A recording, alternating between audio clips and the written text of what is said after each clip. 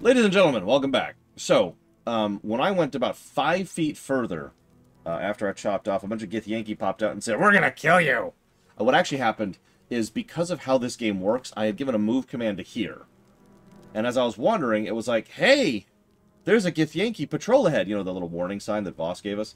And then I didn't even have time to process that because we're still running forward, and then we ran into the ambush, and they got a surprise round on me. So thanks for that, game.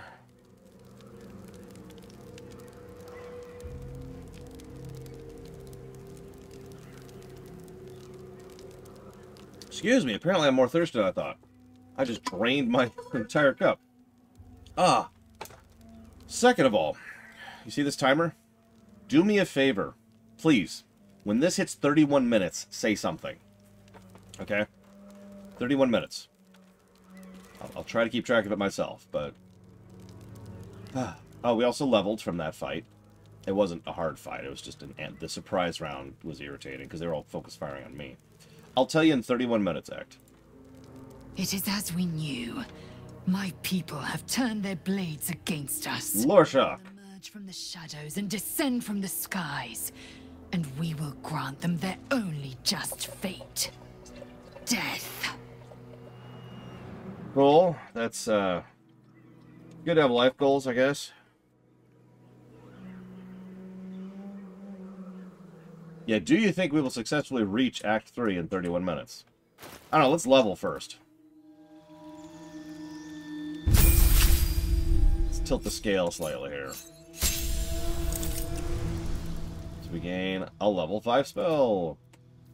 What do we got? Dominate, Greater Restoration, which is probably what we're going to do.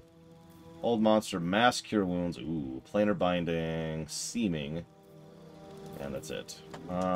I don't know, 3d8 plus 3 to everybody is not bad. And Hold Monster is very useful. And Greater Restoration gets rid of Charms, Petrification, Stun, and Curses. And it gets rid of Giga Pudding. That's why Giga Pudding wasn't here. It's okay, we had all the sex Giga Pudding. It was terrible. I hated it.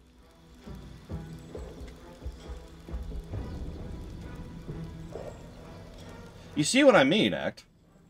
I'm not joking. What I said, like, people don't believe me. It's weird. Like, I'm wrong about plenty of things in life, but... Yeah, Charm was really annoying in DOS. Bard can get Fireball, but only with the... I forget what it is. It's a Bard feature or a feat. I forget which, but it allows you to get a spell from another class. Anyways, I'm gonna get Mass Cure Wounds, and then we're gonna replace... We're gonna get rid of... Let's get rid of... Gosh, I'm not sure, actually. No, Act. The spiders in this game have not bothered me thus far. Yeah, that's Bestow Curse.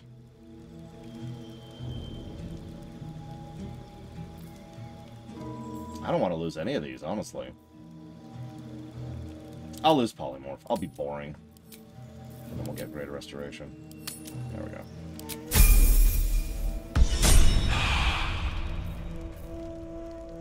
I mean, you just really don't want me to hit Act 3, Blade. Just admit it. Just be honest about it. It's okay. I know you have money on this.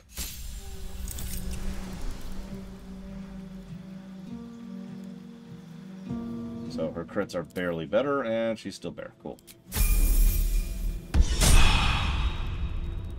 Yeah, BioWare and Bethesda are the only ones who try to model their spiders accurately. Oh my god, Colgrim. Where is the owlbear, anyways? Just, if you want to direct me directly to it.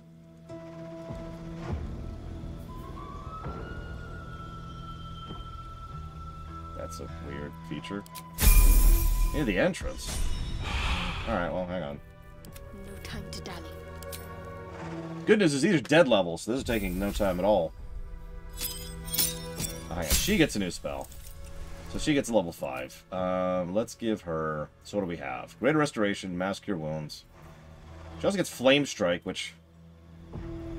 Yeah, I kind of want Flame Strike. Let's get rid of Freedom of Movement. I'll put in Flame Strike. Oops. We're gonna find out in a second here. Live action. All right, so hang on. Where's the warp point right by here? What's right here? Road to Baldur's Gate. Let's make sure we get that. Activate that cursed. sigil.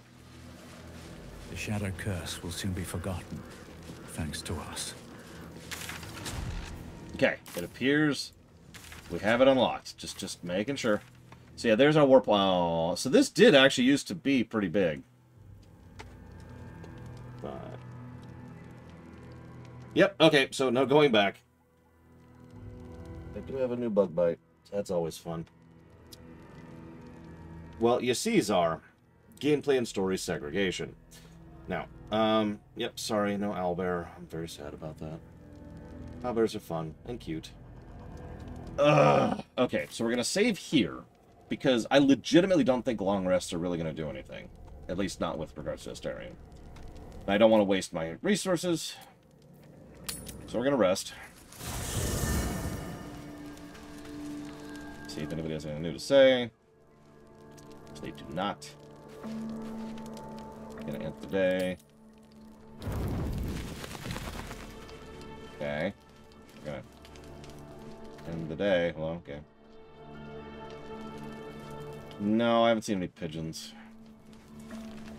It's the second time someone's asked me about that, too. Discussion. Yes. Yep.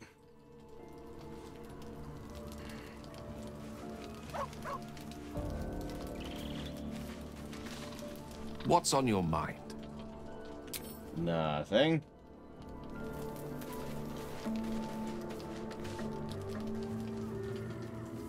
Still nothing. Soldier? Nothing. I'm being thorough here. Well, Just for you guys.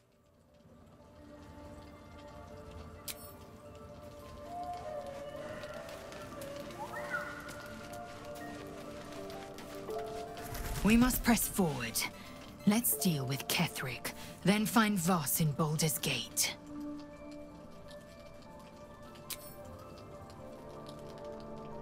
I should mind my step. Thank you, Sonoshi. Always. And as a reminder, you can put that towards up to 3 things, not just 1. You did it. Ketheric Thorm is no more. The Shadow's grip is broken. Soon, the land shall heal. Glad I could help. Not as glad as I am. Nature moves at its own pace, and bestows its bounty when it sees fit. Give it time. A reward shall come to you when you need it most. I mean, I said... you know what? At this point, I wouldn't even be surprised if Halsin just left the party, or rather left the camp, even though I have done nothing to do that, because Halsin has been so bugged this whole damn game. What do you know about me? You spoke of my past, being chased by wolves. I told no one about that. Almost no one. But I certainly didn't share that with you. There is nothing I can tell you that you do not already know yourself. They trained you well, trained you hard. Chiseled away any part of you that did not fit their plan. They made you forget. I chose to do that. For the mission to protect Shaz. Secrets. Yes, yes, that is an old song, girl. Your goddess cares more for her precious secrets than she does her devotees. Get to the point. Seriously. When you freed me, you severed a bond between me and that dog, Thorm. A bond of pain. His, inflicted on me. When I laid eyes on you, I sensed a similar bond. You, tethered to 2 others. Someplace distant. Let me help you remember. You feel Shadowheart's mind tug at the edges of your own. You know this sensation. She wants you to see whatever is about to be revealed. Aw, that's actually really sweet. That's a huge measure of trust, which I will then, you know, honor. Your mind joins with Shadowheart's. Something pulls at you both, bringing you elsewhere.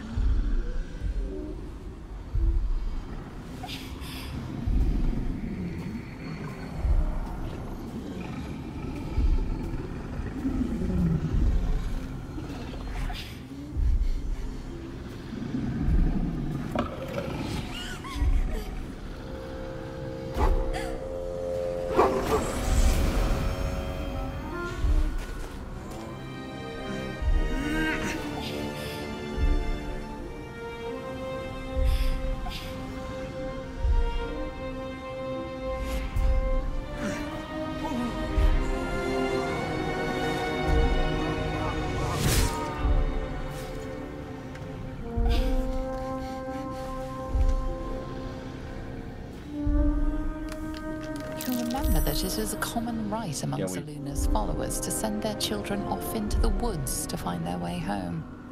Perhaps this time it had gone awry. It seems that one child never came back.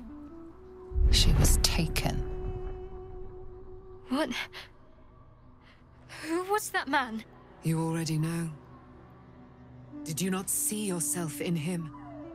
Do you not recognize your own blood? My father. That was him. That is him. He lives still. And your mother, too. No. It can't be. I'm an orphan. And who told you that? Your adoptive family? You are not to blame. You were young, impressionable.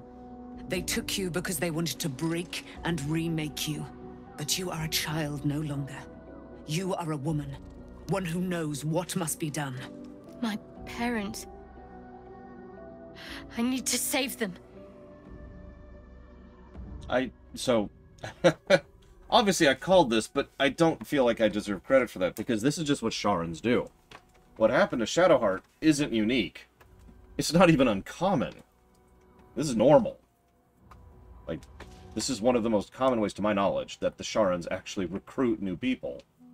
So, yeah. This is Larian using the source material accurately at a ground-eye level. We're seeing an individual perspective of what these kind of policies really mean, which is... So, I will absolutely help you on this, Shadowheart. Your parents are with your abductors. You will need to return to their lair. But be warned. You may have once thought of them as comrades, mentors, friends, even lovers. They will all be enemies now. You have been forewarned for what is to come, but not yet forearmed. I thought... Okay, observe silently. The spear. How do you have it? I threw it into the Shadowfell. Shar is quick to discard whatever she has no use for. I think you know that well enough. But I felt it call to me as I took flight. Whatever Shar calls her own, Selûne has equal claim to. Yep. They are one and the same. Their power is matched and mirrored. Take it. You will find it useful. What you do with it, that will be up to you. Same as before. I'll need every advantage, it seems. Thank you. A debt repaid. You returned my life unto me. Now go and claim your own. It hurts. Shar torments you still. What a spiteful creature she is. This will not stop until you take action. See that your parents' sacrifices are not in vain. Allow the Moon Maiden to guide you at last.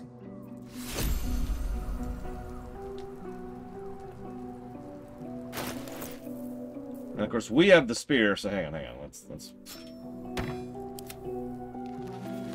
see if it's actually better than Lathander's. 1d8.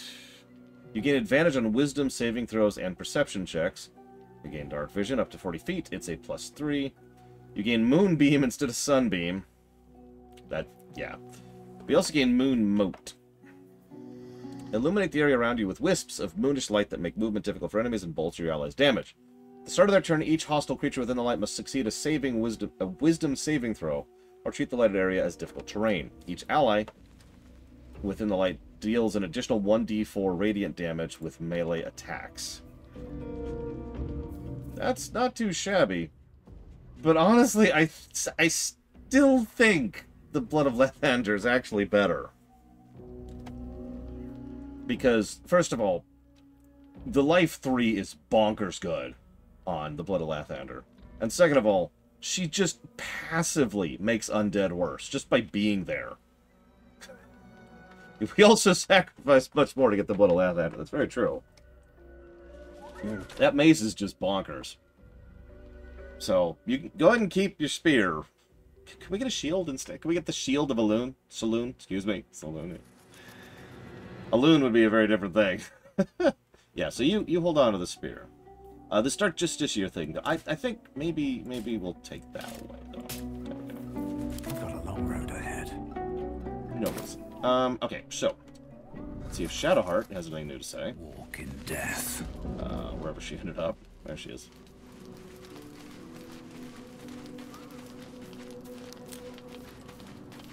That's true, Blade Traval.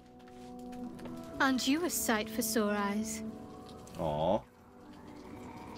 Oh, there's something new I could say. I nearly did something terrible once. I'm afraid I won't be able to stop myself next time. Yeah, let's save before we do that.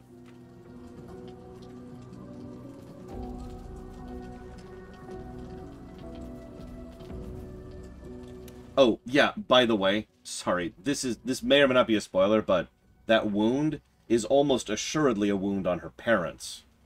Like, I almost guarantee that permanent wound is because of some curse connected to her parents. And they're probably just torturing her parents, and that's why she's feeling pain. It's because she's feeling their pain. Because Shar.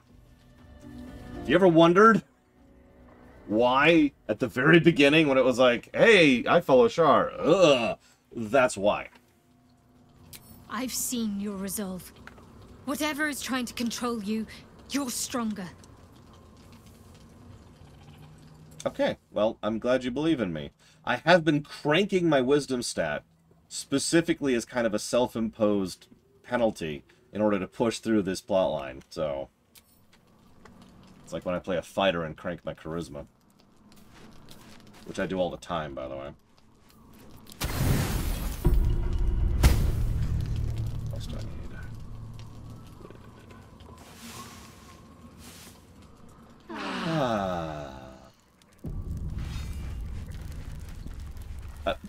Hi, Shadowheart. I've been lied to. Yeah. My whole life. Yeah. And I was gullible enough to just believe it. My parents are alive, and I have to save them. I think a part of me always knew that. A part that Shar denied to me. Shar must have had her reasons. No, I got your back.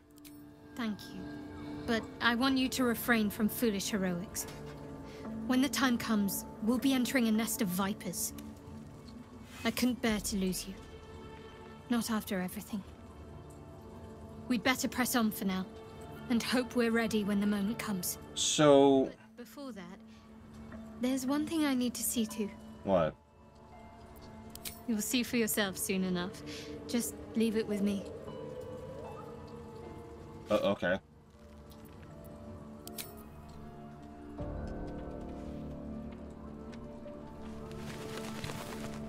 Yeah, she's there.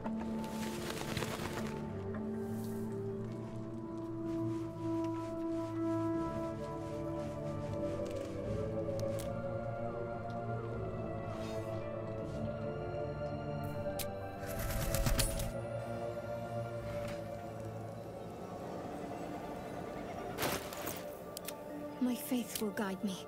She is now a follower of Selûne. Now, what's really funny is she's still in the trickery domain. Did you catch that? Which, that's probably for gameplay reasons.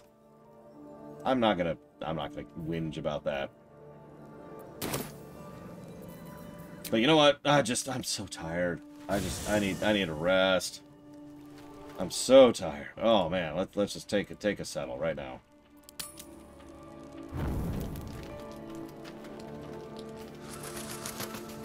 No, the trickery domain's fine. It's just, well, hang on. Let me actually verify that really quick here.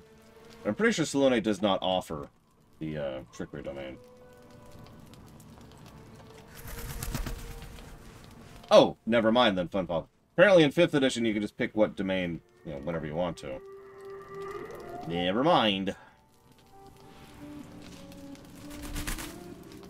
What domains do we have at this point? What do we got? What do we got? We've got Arcana, Death, Forge, Grave, Knowledge, Life, Light, Nature, Order, Peace, Tempest, Trickery, Twilight, War. And also Solidarity, Strength, Ambition, Zeal, Blood, Mind, Beauty, Fate, City, Protection, Twilight, and Unity. Or Trickery. Because it's in the player's handbook. It's... Ah! Yeah, where's Asterion? Where's Asterion go? I should speak up. So, it's a quest to free Shadowheart's parents, is it? And here I was, worried I'd be the only one with a difficult family reunion waiting in the city. Oh, and please tell me about this family reunion that you still have no dialogue options about. Okay, cool. At least Shadowheart is armed with the truth now. May its keen edge draw forth whatever vengeance she desires. Well, that's an interesting statement, Blade Taval, to which I say, define official.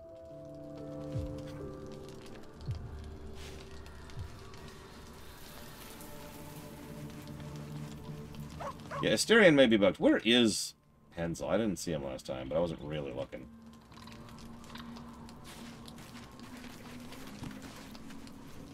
Good. I was just starting to miss the sound of your voice. Don't lie to me. Nobody likes the sound of my voice.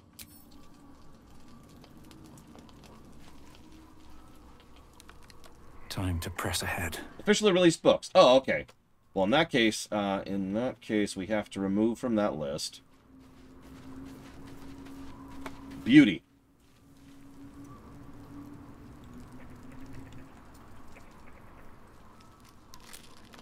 The thing I like about this site I use is it actually tracks where these specific things come from. So, for example, knowledge comes from the Player's Handbook. Death comes from the Dungeons Master Guide. Whereas Forge comes from Xanathar's Guide to Everything. Order comes from the Guildmaster's Guide to Ravnica. Twilight comes from Tasha's Cauldron of Everything. Mind comes from the Eberron book. A lot of these other ones come from the Unearthed Arcana books, etc., etc. Yeah, sure. Although it's not a uncommon site. This is what I like to use when it comes to 5th edition. It's not the best site, but it's very well laid out. And speaking as someone who's been browsing wikis for the better part of 20 years, it's nice to see a wiki with a legitimately good layout. I can usually cite and source whatever I'm looking to very quickly on this site. And that's useful to me. Sleep time.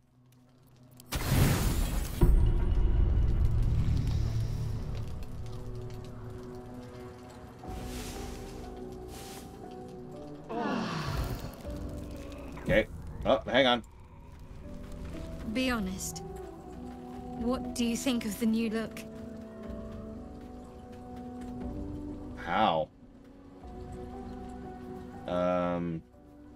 They haven't done anything with it yet, Saffron. So, yeah. Whenever they decide to do something with it, we'll decide. I think she looks good in it, so. Well, I'm glad someone does. Perhaps I'll get used to it. I have a lot to get used to right now. Cool. Is that it? Alright, where the hell's Halson?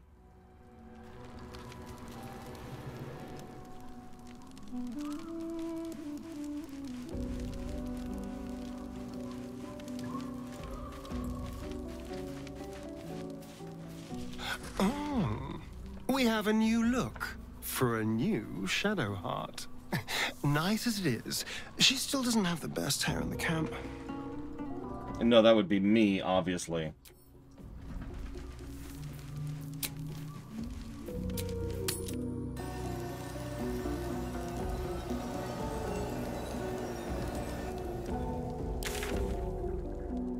Okay, well, hang on.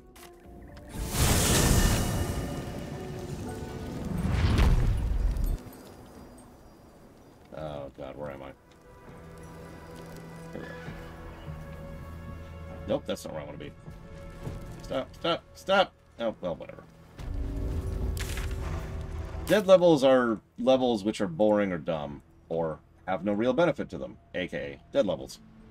It's an old concept. Goes back to, I don't know, about the 70s, I would say. Something like that.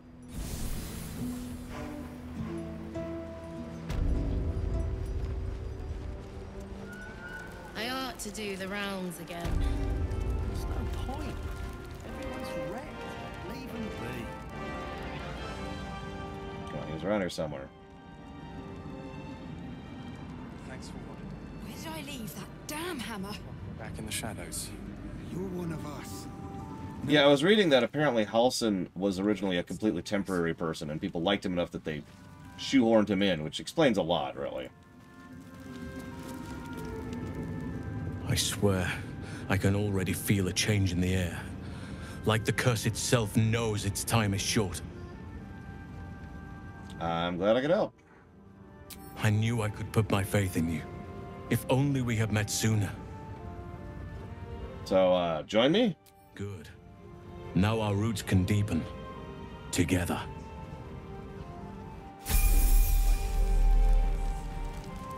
Like your mind wants you dead. How'd you survive it? So we're back up to 5. I had to look after him. Without him, Hang on. wouldn't have lasted long. I swear, I can already Did you feel. go to camp? I'll be ready. Okay. We're back down to 4. But hang on. Is he in camp?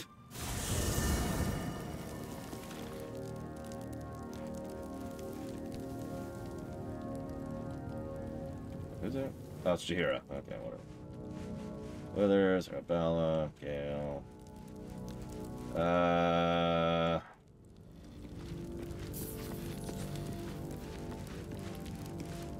Oh, there he is. There he is. Okay. We're here. We're here. Okay. Halsin's here. I swear, I can already feel a change in the air.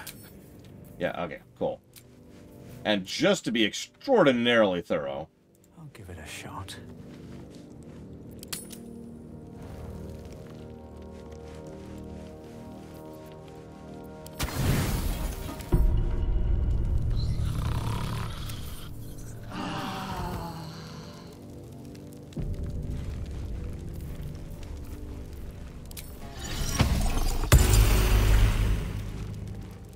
The dog is unable to speak through the small bag he holds in his mouth. what do you got there, Scratch? I don't know. Maybe you can tell me. All I know is I thought of you when I saw it. Aw. Thanks, I think.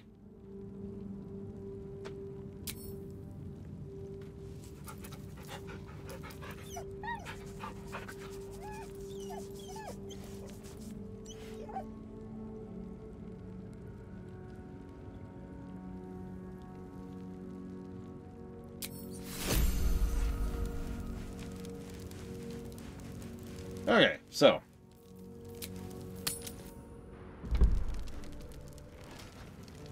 What was it like in there?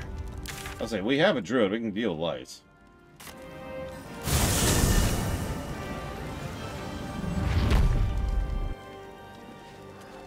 Did we make it? We made it just before the 31-minute mark. We march through here. We probably lost out on everything because we just spent the last day and a half sleeping. So let me explain what the 31-minute mark means. Not that this really means anything, but for the sake of curiosity and records keeping and just general statistics, one of the figures I like to keep track of when it comes to reviews is how long a review is. Now, obviously, it's a vague number, because sometimes I sit here and talk like I'm doing right now. Sometimes we reload, sometimes I do off-camera stuff. It's not going to be exactly perfect. So the goal is to be as close to accurate as possible without completely, going overboard with trying to have like a little stopwatch going, right? Which would be the other option there. So we try very hard to go ahead and make this time as accurate as possible is the whole point I'm trying to get to. And it's important because it's part of the density equation. That's its own thing. But as of right now, the longest game we have in the books, which is not an MMO, is Pokemon Shield, which is a bonkers 93 hours. Elden Ring, which is 84 hours. Heroes of Might and Magic 5 plus expansions, which is 83 hours. Cyberpunk, which is 81 hours. And then Bloodborne, which is 63 hours. Total Warhammer 3, which is 60 hours. And Oblivion, which is 60 hours. And then DOS 2, which is 60 hours. Persona 5 isn't on the current look, so it's not part of this. The reason this is all relevant is because in about 10 seconds here, this game will have passed the 60-hour marker. Hang on, hang on. And there. We have just hit the 60-hour and 1 minute marker. So this game has now, as of this moment in time, become our 6th longest game we have covered under the current system. That is not an MMO. Not even in Act 3.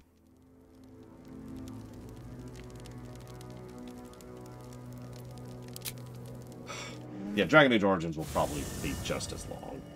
Get there. The curse has been lifted. The land's cleansed of the shadows. Kethric's reign of living death is over.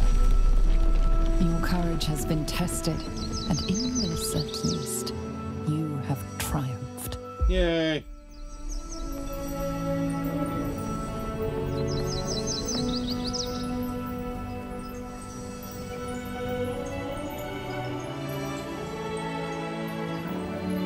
I can't imagine why, Saffron. Even how you tend to play.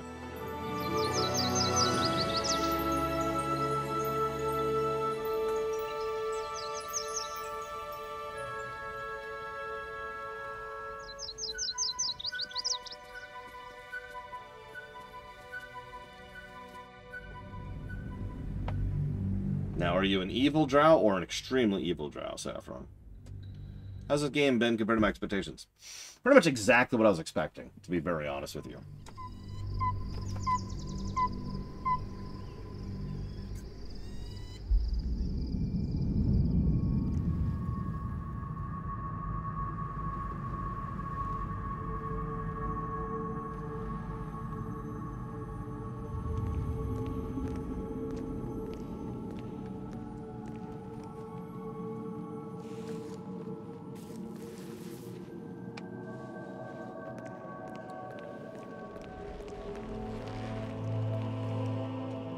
Sergeant, if you are here, I presume Wern's Rock is secure, and preparations for my inauguration are complete.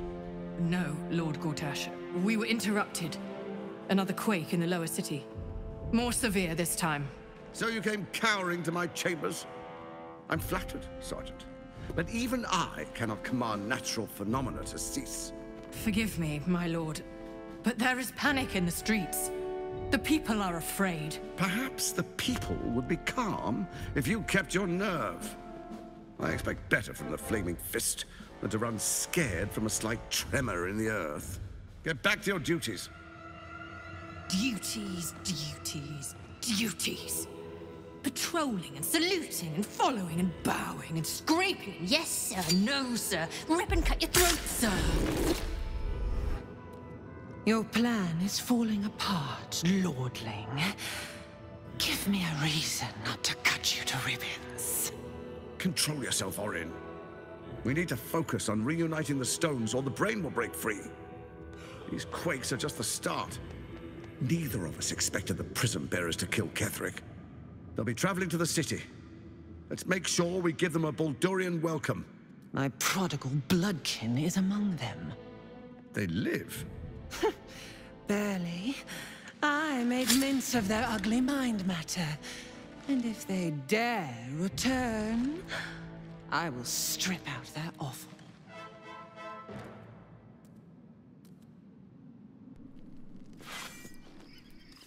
Hold on.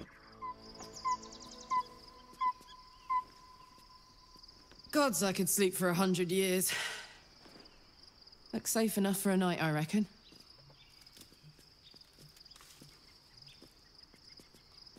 And I can't remember what she's called, but I know what she is.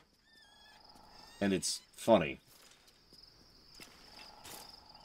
Just gotta look up the name.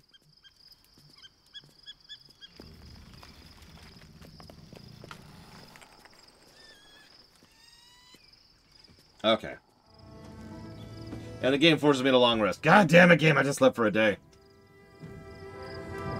So, while we're doing this big epic cutscene, back in Baldur's Gate 1, Saravok had a whole group... Oh, God damn it. The city waits in uneasy silence, one sleep away. Roll credits.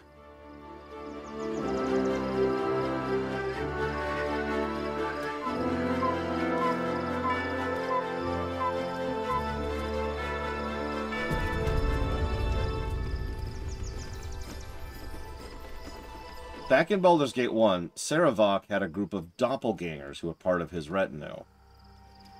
A changeling is the product of a breeding between a human, or, a humanoid, and a doppelganger. She's a changeling.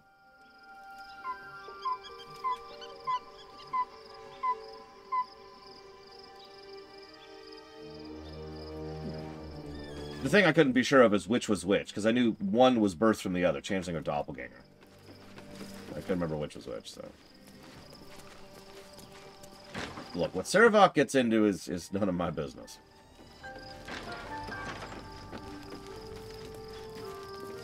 Love Shadowheart's new look. Softer, less severe. It suits her. I love your new look. Uglier. Stupider. It suits you.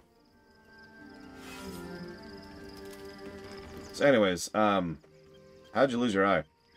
It is the one scar I ever bore of it. Mizora replaced it with a sending stone. She uses it to track my location and speak from a distance. I could flee to the spine of the world or the depths of the lower dark and still never shake her. Why does she give a damn about Baldur's Gate? She didn't. She came on order of her mistress, Zariel. Why does Zariel care about Baldur's Gate? Tiamat made a play for power. Zariel had other plans. That was the most Mizora's ever said. All that mattered was that she got her prize. Another pet added to her warlock menagerie.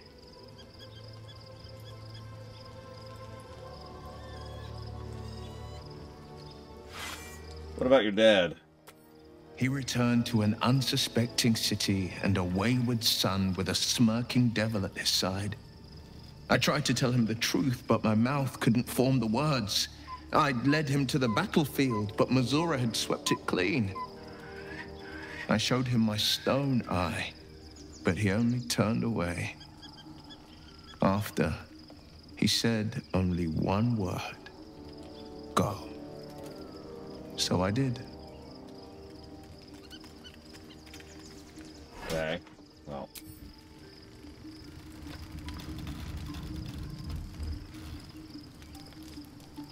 Cool. Something is different about Shadowheart. New facial creases, perhaps. A fresh battle scar I hadn't noticed. Lizelle. It eludes me. Lizelle. Our Gith instructor's always so brutal. My own Savage would never have threatened a youngling. A waste of time and energy. The pupils themselves culled the weak from their ranks. I myself felled 4 of my own classmates once Kalir had 100 times circled Tyrell. So, for what reason? Rage? Entertainment? Survival. My people have no use for cowards.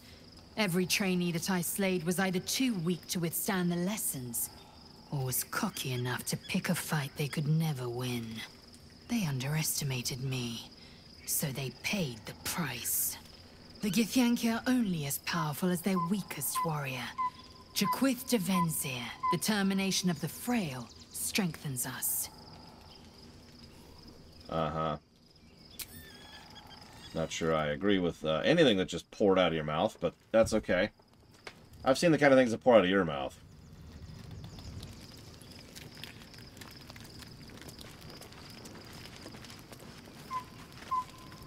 Aren't you a sight for sore eyes?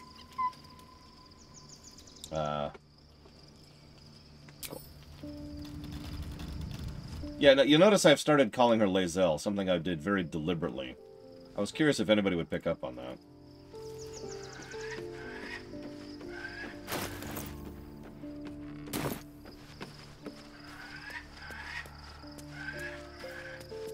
Shadowheart walks a little freer of the shadows.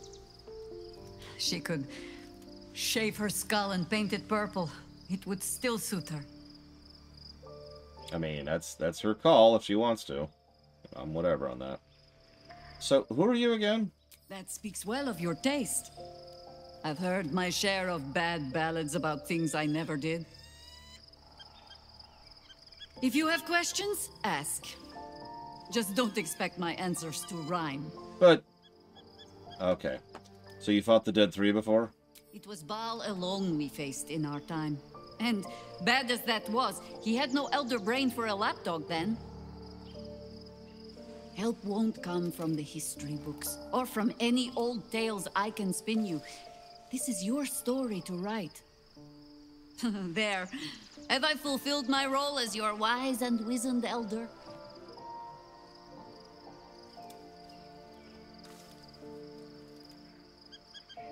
You're not that old, are you? I've passed enough years that counting them is a waste of what remains. Which is to say, yes, I am that old. Okay. Well, you know, I'm not here to argue or judge, because I've never played the previous games. No, she has not, von Falkenstein. In fact, nothing has. The game has continued to elude that. Well, other than the fact that the Chosen of Baal flat out said that we're her blood brother, but let's ignore that for the moment. But to my knowledge, that is the only inference, and even that was something you could probably miss if you weren't paying attention.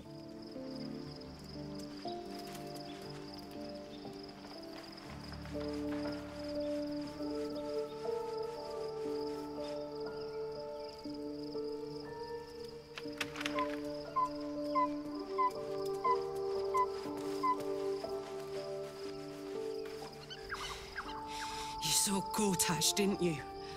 What the fuck was he doing down there? Is all of this because of him? The tadpole, the absolute. How? I mean, he's a servant of Bane. I'd never have protected a Baneite even a decade ago. I looked after that fucker with my life. I trusted him. He gave me away to Zariel without a second thought. And now he's looking to ruin the entire Sword Coast. He has to die. And I'm gonna be the one who kills him. Okay. You're burning up, but careful. He can't get away with what he's done. To me. To us. He won't get away with it. I can feel it. The engine. It's getting hotter, louder. It's going to blow if we don't find another way to fix it. It's fine. You know, Zariel may have put the fucking thing in, but Gortash gave her the go-ahead. You expect this shit from devils, but not from the people you care about. Let's get to the city. Got business there I'm highly fucking keen to attend to.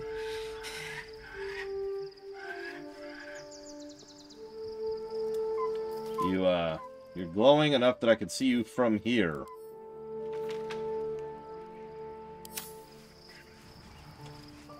Cool.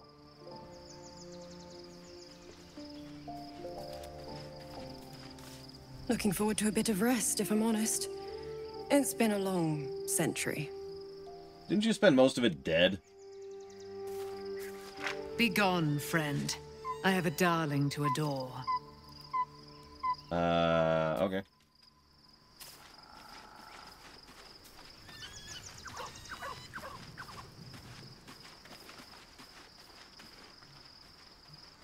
I was concerned when I saw Shadowheart creeping about with a blade in the dead of night, but it was just to cut her hair, it seems. It suits her. So judgmental. So I'm glad we have Jaheira. Have you known her before? Only by reputation. She was present when we marched against Ketheric Thorm, but on the far end of the battle lines from where I fought. And in the chaos that ensued, well, our forces were scattered. I led some to safety, but never learned of her fate. I'm glad to hear she survived. Though in truth, I should not be surprised. She was always said to be formidable and cunning. I could have learned much from her, no doubt. You're an archdruid. No matter how long I live, I will always strive to remain a keen pupil. Only a fool would think he could drink in all knowledge until none is left. There is always more. Nature's tapestry is infinitely complex. I cannot help but wonder how she would have handled some of the challenges I faced as Archdruid. Would she have helped the refugees? Defended the Grove? Controlled Korga? At least now we can benefit from her presence, and perhaps work to a common goal.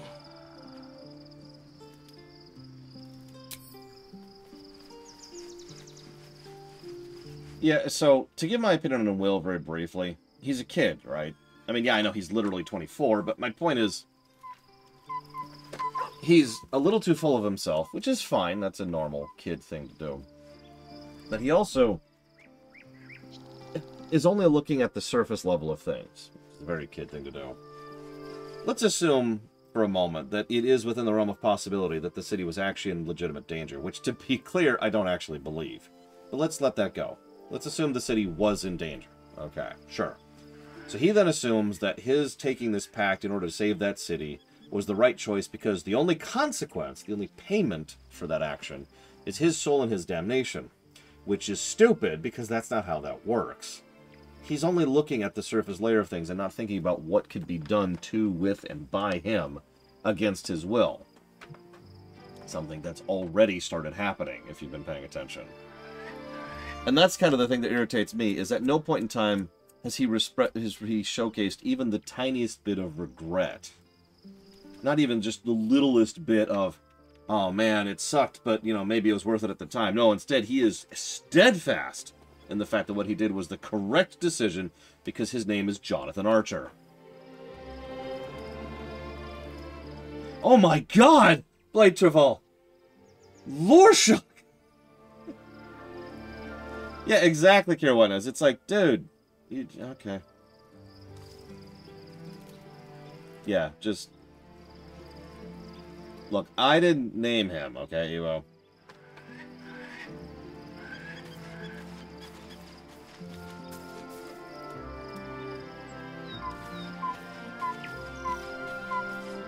I was supposed to sacrifice myself to stop the Absolute. Yeah, I don't think I could have gone through with it, in truth. And I'm glad that I didn't, given what has come to light. What are you talking about? Indeed. Under other circumstances, I might have been subdued or ashamed. But after what we saw, I must admit, I'm excited. The Elder Brain. But more importantly, the crown that it wore. Even without seeing it for myself, I could sense it. Netherese magic. So pure, so complete. I doubted what I was feeling at first. Most Netherese artifacts contain only the faintest amount of their former power. The ghost of an echo of a memory. That crown was different. I can't fathom how such a wonder survived. Surely everything of its ilk was destroyed along with Netheril itself, but no matter. It exists. I must learn more of it. You know, every time someone says, oh my god, the Netherese artifacts are finally gone, another one crops up. It's almost like precursor artifacts are the kind of things people hold on to. In and out of universe.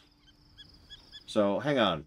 I'm an idiot who has no idea what a Netherese crown means, so why don't you explain to my stupid face? That's not stupid, ignorant. To my unknowing face, what a crown is in this case. Why is it so important that it's Netherese? That crown sits on a gargantuan elder brain bent on destroying us and everything we hold dear. Understanding its true nature might unlock the means of our victory. We need to learn more about what we saw. An artifact as powerful as that crown must have been documented somewhere. As luck would have it, we'll soon find ourselves near one of the finest book collections this side of Candlekeep. Sorcerer's Sundries. I need to go there and learn all I can.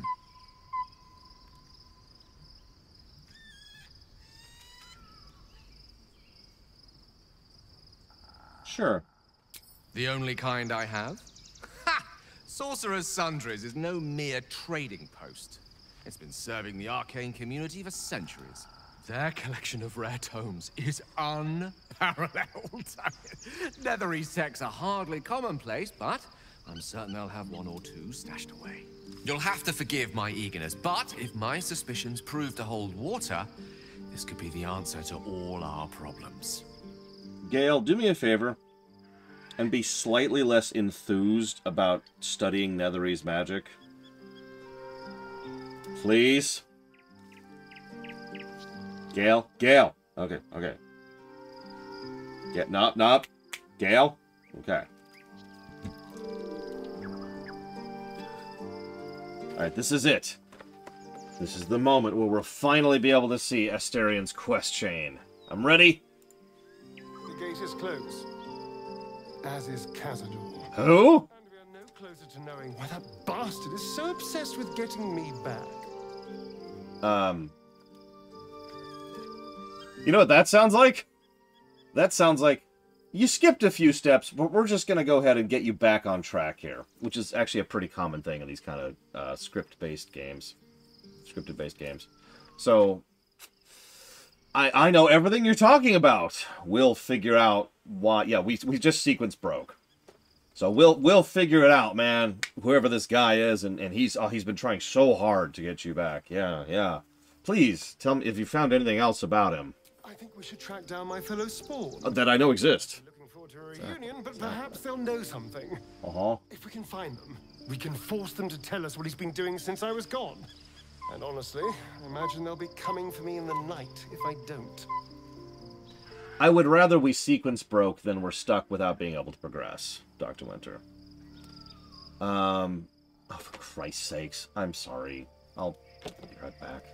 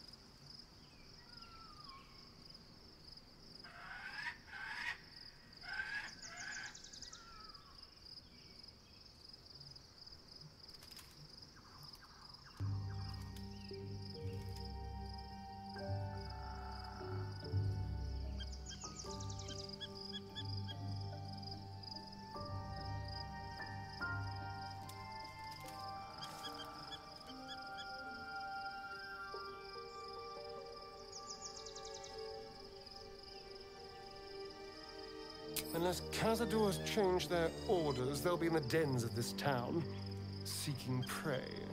We should get to them first. Then we can make their pretty tongues talk. Well, hello. What can I do for you? Apparently nothing. Apparently that was our one cutscene that we get. Well, at least we got something.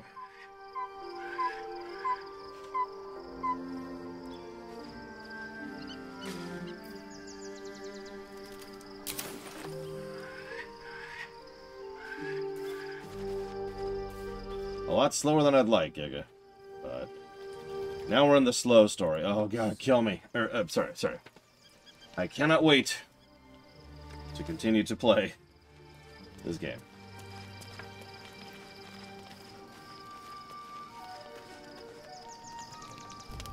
I'm honestly dreading Act 3. The events of the last days weigh heavily upon you. Sleep's rest is slow to come to one whose mind is so full. The Absolute is not a god, but an elder brain controlled by the chosen of the Dead Three. Yeah. They mean to use it to take control of the Sword Coast. Huh? All who carry the tadpole are governed by the brain, and by extension the chosen. Yes, I've played this game, thank you. Take but one order to transform them into an army of mind flayers. This would have been your fate too, were it not for the astral prison and the mysterious visitor inside of it. With her help, you have uncovered the cult for what it really is. A plan of conquest orchestrated by the gods of death themselves. Together, you have the power to thwart the Dead Three. If you follow this path to its end, the Elder Brain will not answer to the Chosen. It will answer to you. And what then? You are prone to impulses as uncontrollable as the gods themselves. Will you even have a say in what you do? Will you liberate the true souls from their parasites and their religious delusions? Or will you use the power you gain for your own purposes?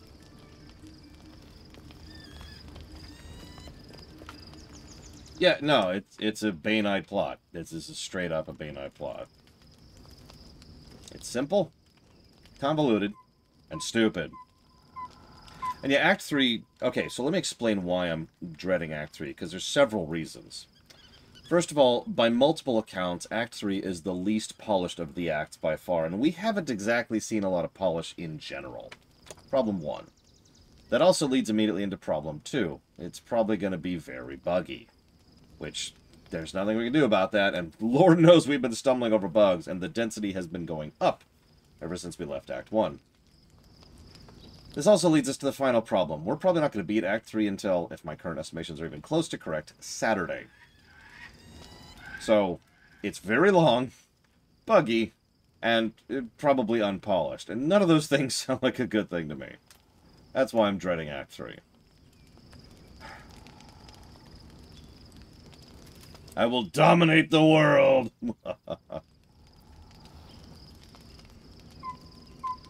That's an interesting point. External continuity being a negative because the source material is bad. I feel like we've run into that situation before. Whatever. When the moment comes, I'll do... Oh no, that doesn't sound right. Whatever. I will do good. Not have long to wait. All you need to do now is sleep. But sleep is not for you.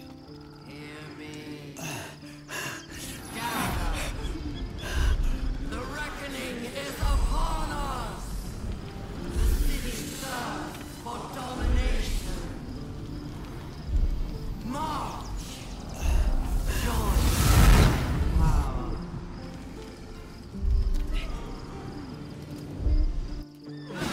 What? Okay. Yule.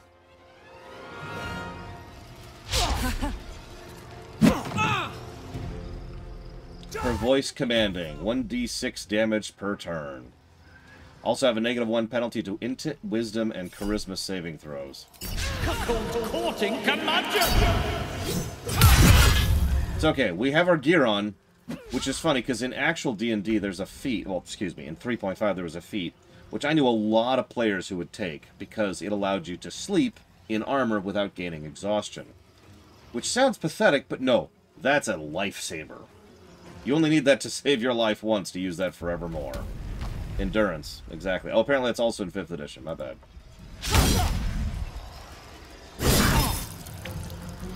So could you, like, get out of my way, please? Tadpole scum! Okay, you're knocking me away from the thing that will save me. Your way to the portal. So that's cool. I need your help. Oh, you're dead.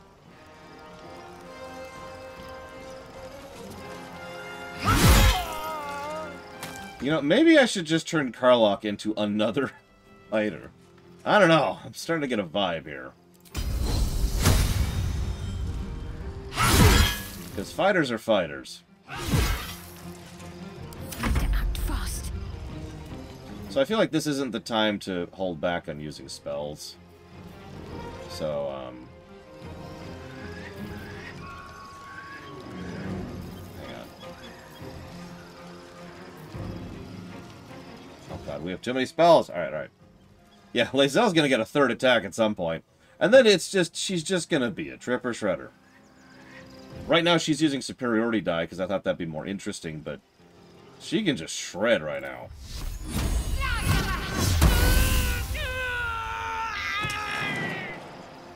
Enjoy dying horribly. Yeah, go ahead, Lord Aramont. Spoilers for Lae'zel romance in a second. Well, so much for peace. It's a shame Longstrider isn't like an AoE thing. Oh, absolutely, Zar. Really, Lord Aramont, that... What is she, that twitch from KOTOR 2?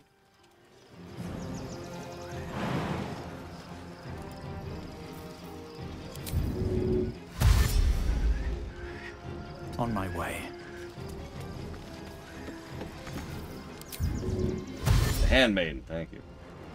God, I'm just... This day, I swear. Quickly! I can't do this without you. We are now transforming. -2 penalty to everything. Okay, okay.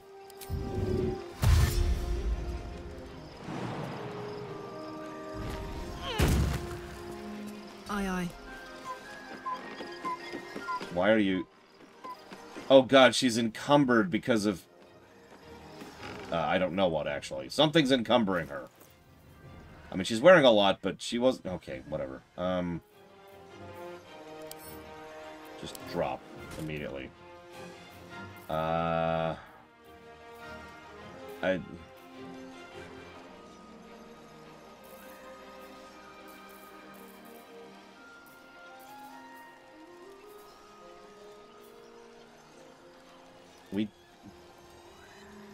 Whatever, whatever. We'll make it. We'll make it.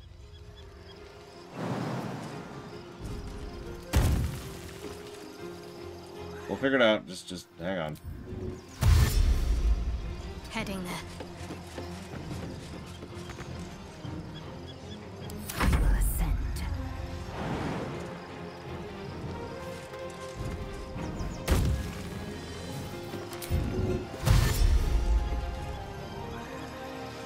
Really? Karlach, you're... Oh my god. Get your fat ass out of the way, Karlach! Another fight. Let's go. So listen, I kind of don't have time for you, buddy.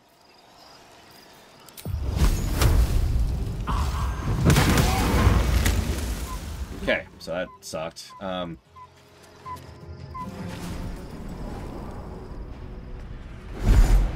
Okay, apparently just one of us had to make it.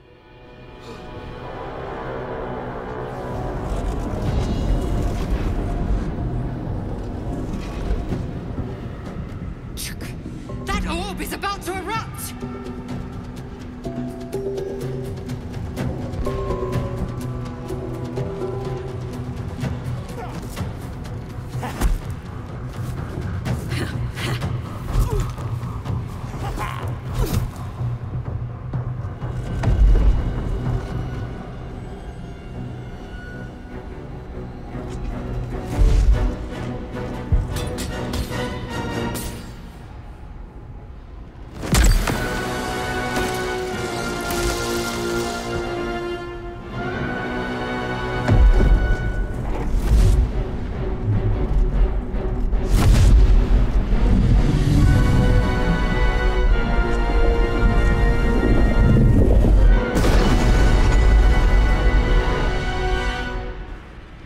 your dream guardian. I'm here. Help me. I'm under attack. Okay.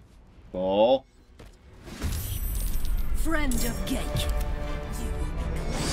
Would you like join combat, please? Cool. Thanks. Away, you pox none! Oh yeah, so Lord Harrimont said something, and I agree completely. We have a weird spread of class showcasing in this game. Like, think for a moment about Neverwinter Nights 2, right? We've got the rogue, we've got the monk, we've got the paladin, we've got the sorcerer, we've got the wizard, we've got the warlock, we've got a fighter. Like, if you look at there's a ranger. If you look at the characters, there's an obvious design to spread them out across the classes. Where's our monk in this game?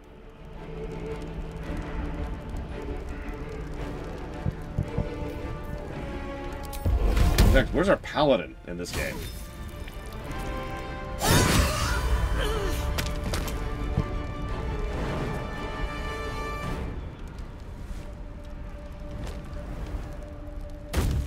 Where's the sorcerer?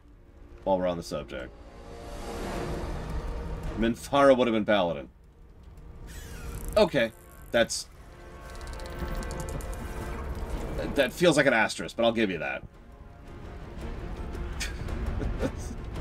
So, the mutually exclusive character is a paladin. Sure. Oh yeah, that's another ranger. Bard, which we are, obviously. You get my point, though. There's a weird absence of class portrayal. Now, you're probably thinking, well, hang on, you just want to add more characters. Not necessarily, but let me ask you this. Why do we have 2 druids?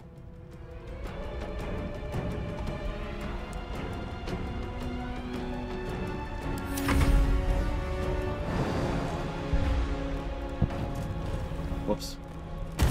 Whatever. Yeah, because they weren't planned is pretty much the answer to that statement.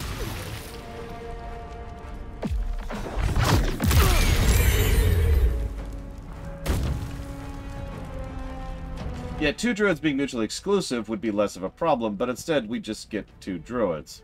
And yeah, I know the answer to this because I've already told you the answer to this. The answer is, Halsin was supposed to be a temporary character, and he was popular, so they decided to make him a permanent.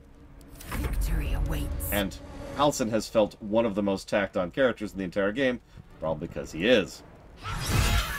It's not over. Come to the skull.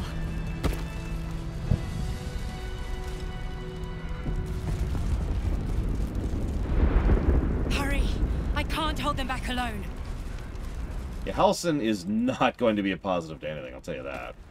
One day I'll catch I don't know why he's so popular. Then again, I don't get why Boba Fett is popular. So what the hell do I know? Come on, come here, come here, come here, come here. Come here. Thank you.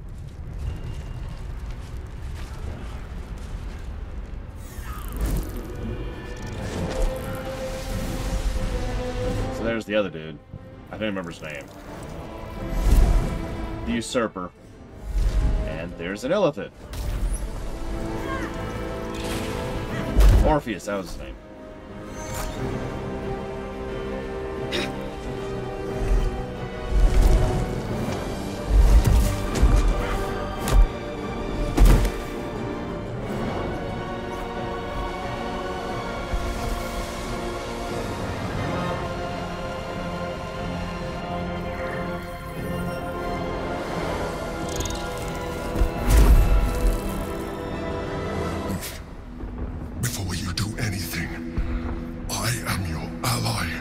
Hang on. We are in danger. Oh, shit. A mind flayer.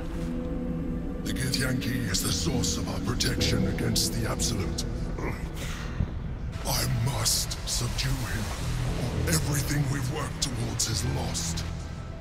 Don't let my form deceive you. I am the one that's been protecting you.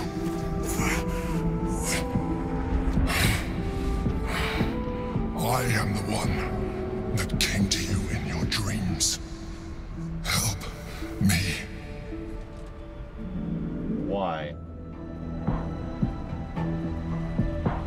Also, me and my friends have a saying we like to roll at everyone. It's called roll to disbelieve. Unfortunately, my dice are garbage, and I just rolled a 3. So apparently I believe everything you've ever said. So let's save and hope that it doesn't completely crash the game out. Again. For saving in the middle of a cutscene. So... You're...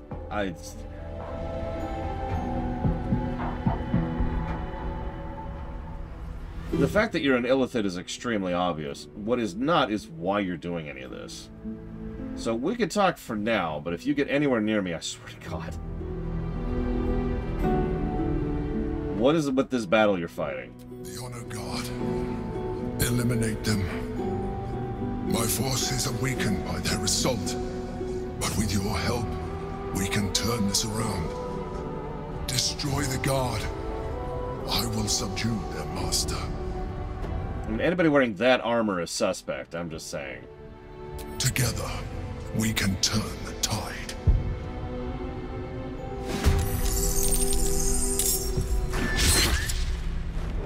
I mean, look at him! Giga.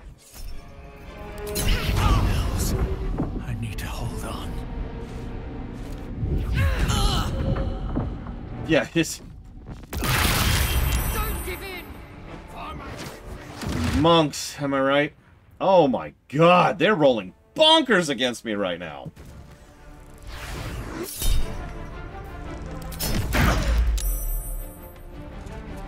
They're just shrekking my face. Okay, so rage.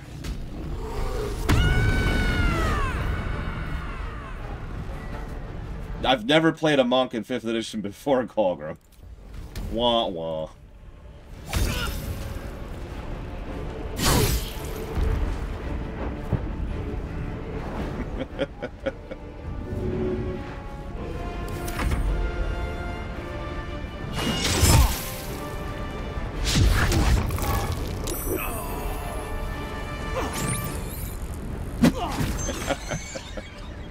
Yeah, for those of you who don't know what Colgrim and I are referencing, when I was playing the Out of the Abyss campaign, I played a monk. I killed a demon lord with a chain. Now, I didn't do it alone, obviously, but I'm just saying. At one point, I got eaten, and made my way back out. The front, if you're wondering. While wearing a bikini. Underneath my robes, canonically. So,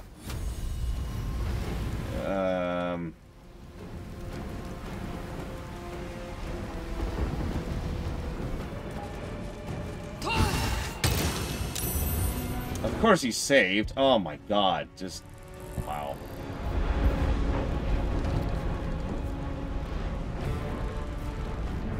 Frickin' monks. Get up. Yeah, I kept carrying a dragon head around with me. Because we killed a dragon. Victory awaits.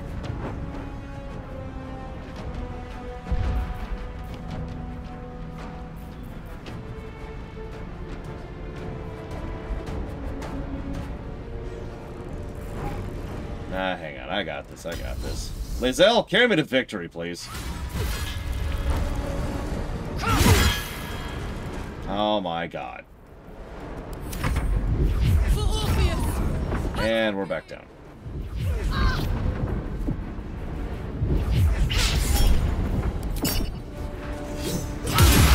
Thank you, Lae'zel. I punched that dragon in the face! Sorry, sorry.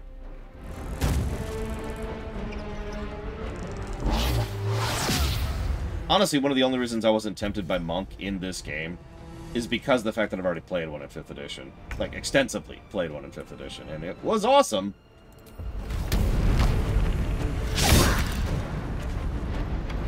What did you roll? An 8.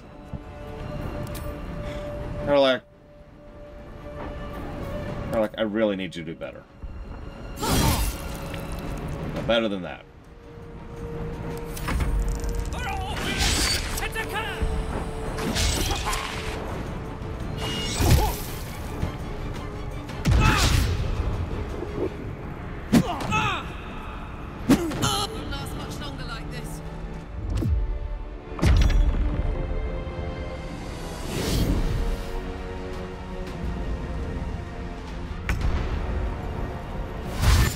listen, von Falkenstein. Oh, that was funny. That frickin' succubus. I was so scared of that fight. I thought for sure we were going to lose that fight. So what I did in that fight was the king was so crazy that we were having trouble, that he was the actual problem, right? He was going to body us if we did anything to his queen.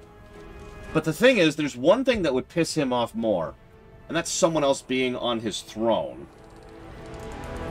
So I shoved him out of his throne and sat in it as essentially a taunting action to keep the... And so I'm sitting there in the throne blowing all of my actions and ki to just live as he is laying into me. And so the rest of the party could actually, you know, kill the succubus. Just tanking by pissing him off so hard. Oh, God, that frickin' beholder fight. Oh, God, that frickin' beholder fight. There were a few times where and this is not a joke, I'm not saying this for the sake of drama, I thought we were dead. I thought we were TPKing. The dragon fight, the succubus fight, the beholder fight, yeah, honestly, the final battle. Yeah, see, here's the thing. We weren't just fighting a beholder. We were fighting an elder beholder in its lair. And if you don't know what that means, there's something in 5th edition called lair actions. And... well... also, our party was really magic heavy against a beholder in its lair. We came that close to succeeding at the strategy on the beholder. And, failed. And it got a surprise round on us, and that sucked.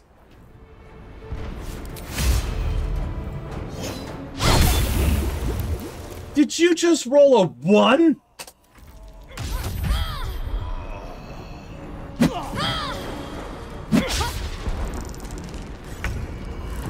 Yeah, no guesses as to who was carrying that particular fight. We did, von Falkenstein, we did.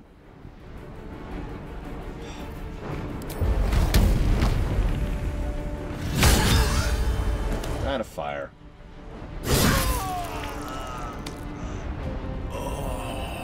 Soldier. Well, I kind of can't, von Falkenstein, because I'm dead right now.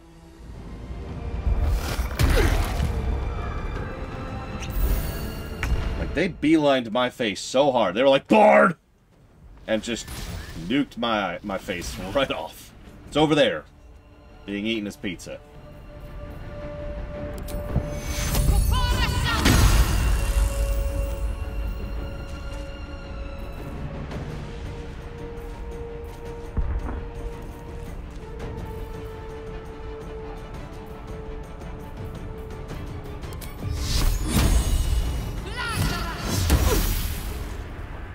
Yeah, I caught that, Bradington. That might just be gameplay, but on the other hand, he might be evil because he does look like a Sith Lord. Seriously, look at him. Level 12, Renegade Illithid, 210 health. Yeah, he... I am fury. I am death. I will not know fear.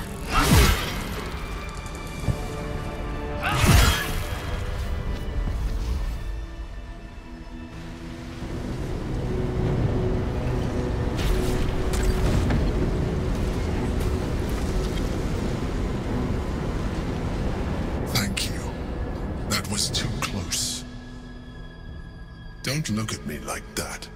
I am a mind flayer, yes. Without me, you would be a slave to the Absolute. It's obscene to owe my life to a damned geich. No more lies, no more tricks. I will have answers. And no, Dr. Winter.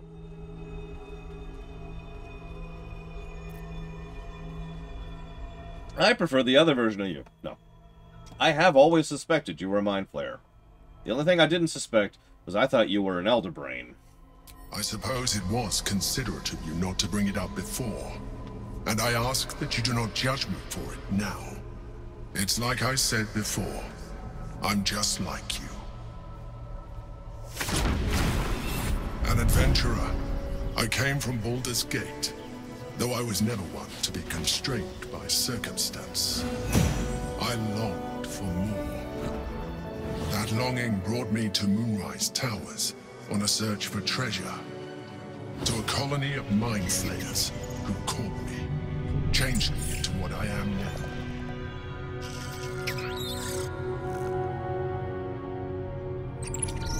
For years, I served the Elder Brain, the one you know as the Absolute. I was a thrall like any other, but I was fortunate. I broke free and started a new life in my old city. I sustained myself on criminals. Unglamorous, but there are plenty of them, rarely missed. And they fueled me while I did my work. I had the good fortune to meet Duke Stelmane. We formed a partnership, and through her, I became the governing force behind the Knights of the Shield, the largest mercantile operation in Baldur's Gate. People referred to me as the Emperor. Such was my influence, though of course they had no idea what I really was. My needs were sated. I was happy for a while, until my true nature was discovered by the tyrant himself, Lord Gortash. What is that? He tore me from my home and brought me back to the Brain, where I became a slave once again. A slave he continued to call me Emperor. The name was intended as a slight, to remind me of the heights from which I fell. But I have grown fond of it. It encapsulates well who I've become.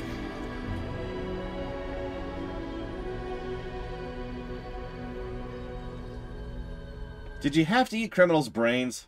Indeed. His hubris knows no bounds.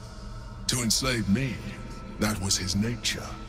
But to enslave an Elder Brain, a questionable decision. I shall look forward to sharing his downfall with you. Okay, so Rogue Illithid, and we've talked about that. Rogue Illithid are not necessarily terrible. They have to eat brains, which sucks. But there's some asterisks there, you know. There's some asterisks. What kind of criminals? That man over there. He decided to come up with a scheme where he would sell you not the fact that you actually owned a painting, but a piece of paper that said that you own the right to distribute that painting. And then he started trading that piece of paper and using that as collateral to take loans to trade other pieces of paper. And, well, they deserve to die. Anyway, so, you know, I'm actually not sure, Evo. I'm pretty sure the way it used to work, and this is from a while ago at this point, is the more the more int stat, the more sustaining it is for an Illithid. It's one of the reasons why Illithids tend to be drawn so much to wizards, because they have that high int, right? Ping to you, Flagand. A capitalist mind flayer. I mean...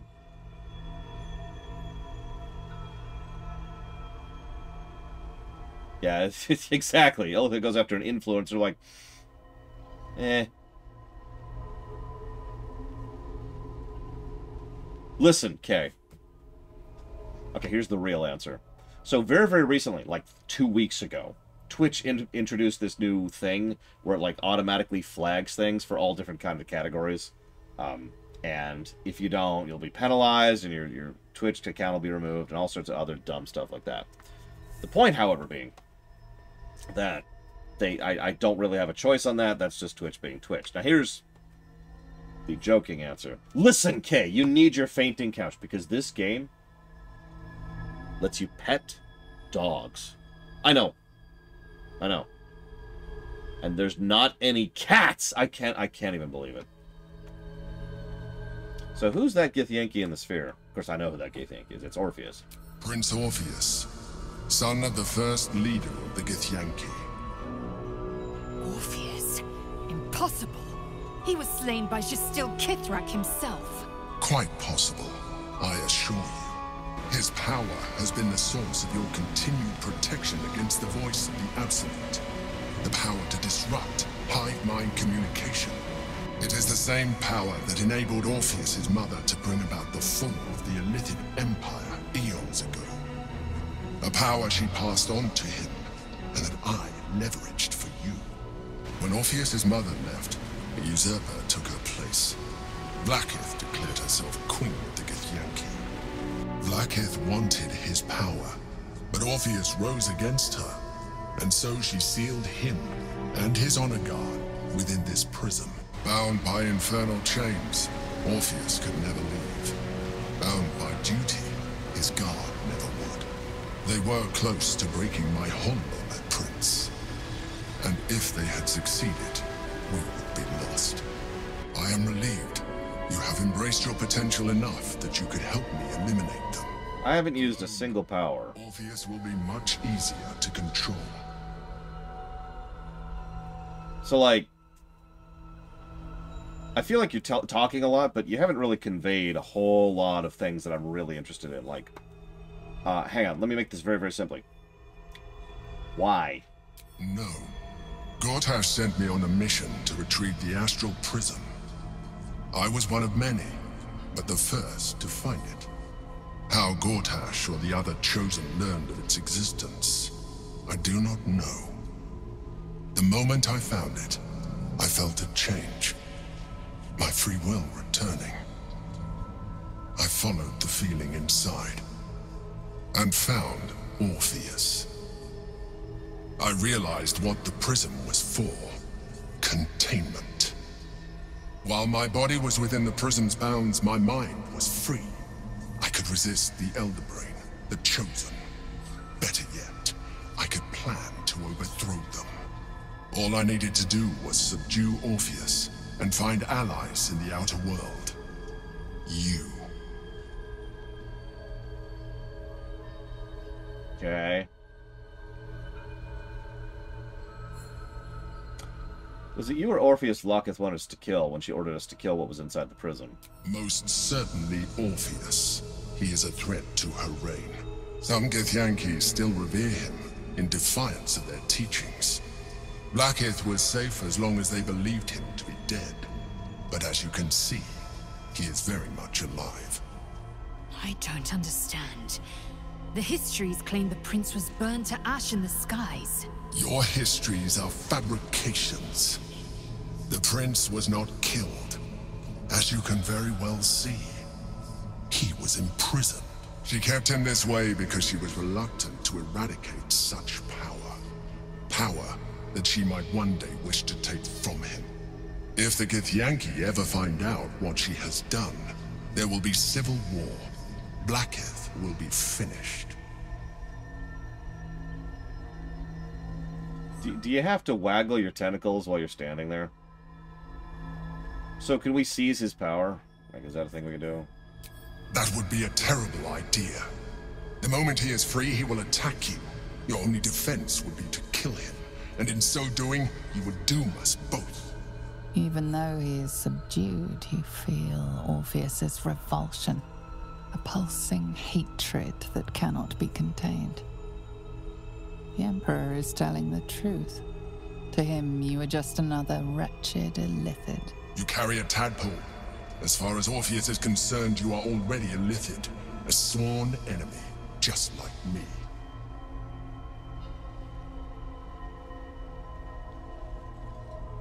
I am not an Illithid. You are already more Illithid than you realize. It has improved you. You seek to reverse an inevitable process. A process of evolution. That's not... When I first escaped from the Elder Brain, I too railed against the change.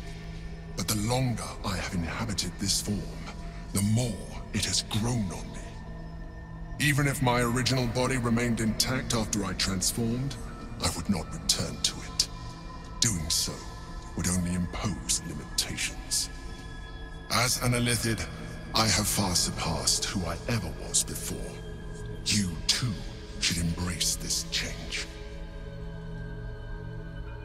I don't think he's lying. I think he thinks he's the original person still. Which he's not. I've told you how illithid conversion works. The original host and mind, body, and soul is destroyed. It's gone. Whoever he was is gone.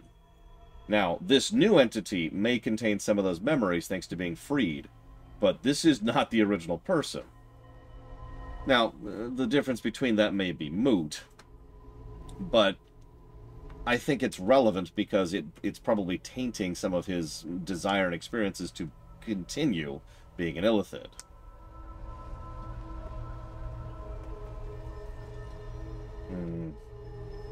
I mean, I swear we just keep running into fiction where we cover this. What were we covering recently? There was actually something we were covering recently where this came up, and the fiction in question barely acknowledged it, but it was a big talking point. Because, like, the moment something happened, they'd already killed the original.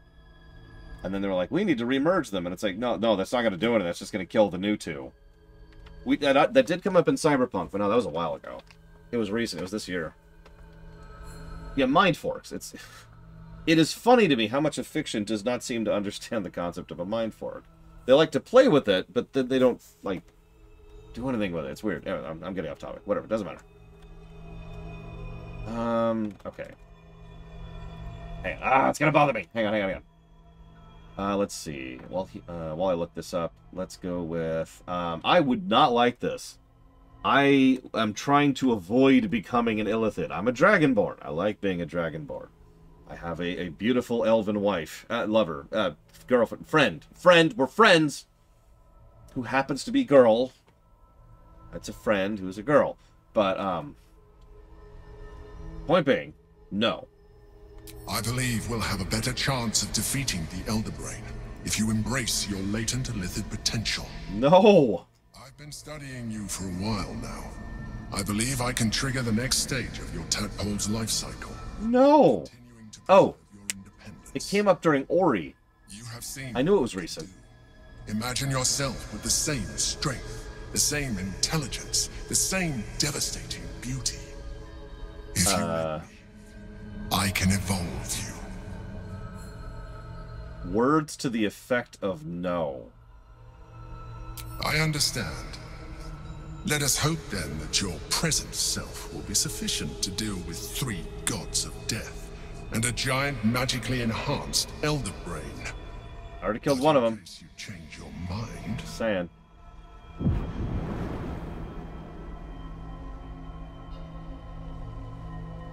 Thanks. I'll put it in the pile with the others I haven't used. Use it when you're ready to evolve. You or your allies. It has vitality enough for you all. But we mustn't lose focus.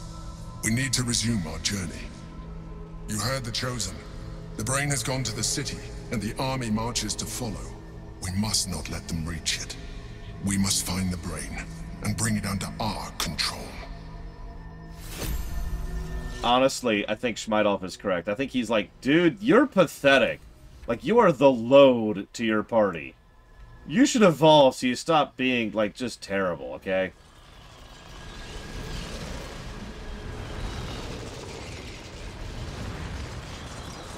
What's funny is, I hate to reemphasize this, I have not used the tadpole powers, and I have not used the upgrade tree. You can tell, because the button isn't on the freaking screen right now. It shows up here, by the minimap. I've still got all of these stupid tadpoles in my inventory. I didn't use the abilities. So I think Chakotay's right. I think it just checked the achievement status or something. Because I have the achievement for doing it, because we did it just to see what it was. And it's like, hey, oh god. I don't know if I want to save. So hear me out for a second. What I would normally do in a review right now is I would save and then give in to the power of the illithid. Ahem. But I'm not going to. And not for the reason you're thinking. It's because I legitimately think the game's going to bug out if I do that. I think the game's actually going to think I did it, and that's going to screw with stuff. And I think that because it already has. So I'm not going to poke the bear. What if I could become an illithid without looking like a squid and dying? Which is part of the process, by the way. Mind, body, and soul. Dying. Odd.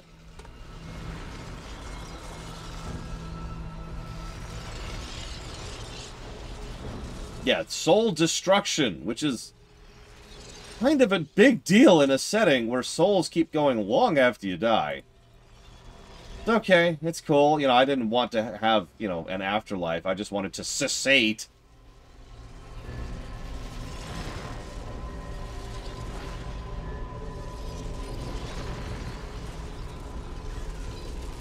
That's a weird question.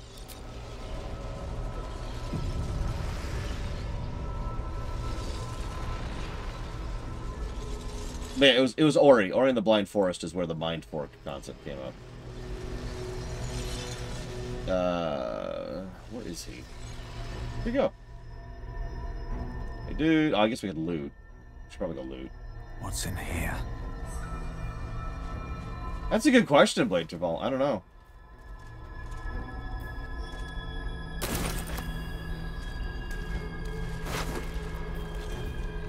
Yeah, would you rather cessate or go to the wall? Not exactly a great choice, but, you know. Bad, and then there's worse. Nothing's as bad as the wall, so...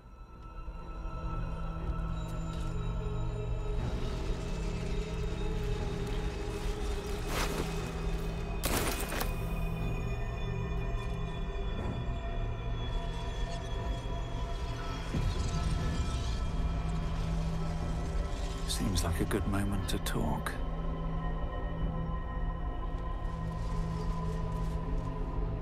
There is nothing further I can do for you right now. Consider using my gift. On my way. Cool.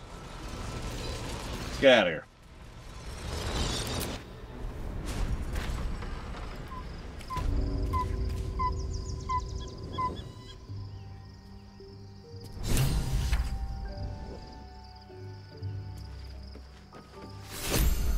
Am I tempted? No! What possible insanity could ever lead me to be tempted by such an insane idea? Yeah, you know what? You know what I really want to do, Saffron? I want to cease to exist on every level. So that a new me can keep wandering around in my place. That's a great idea.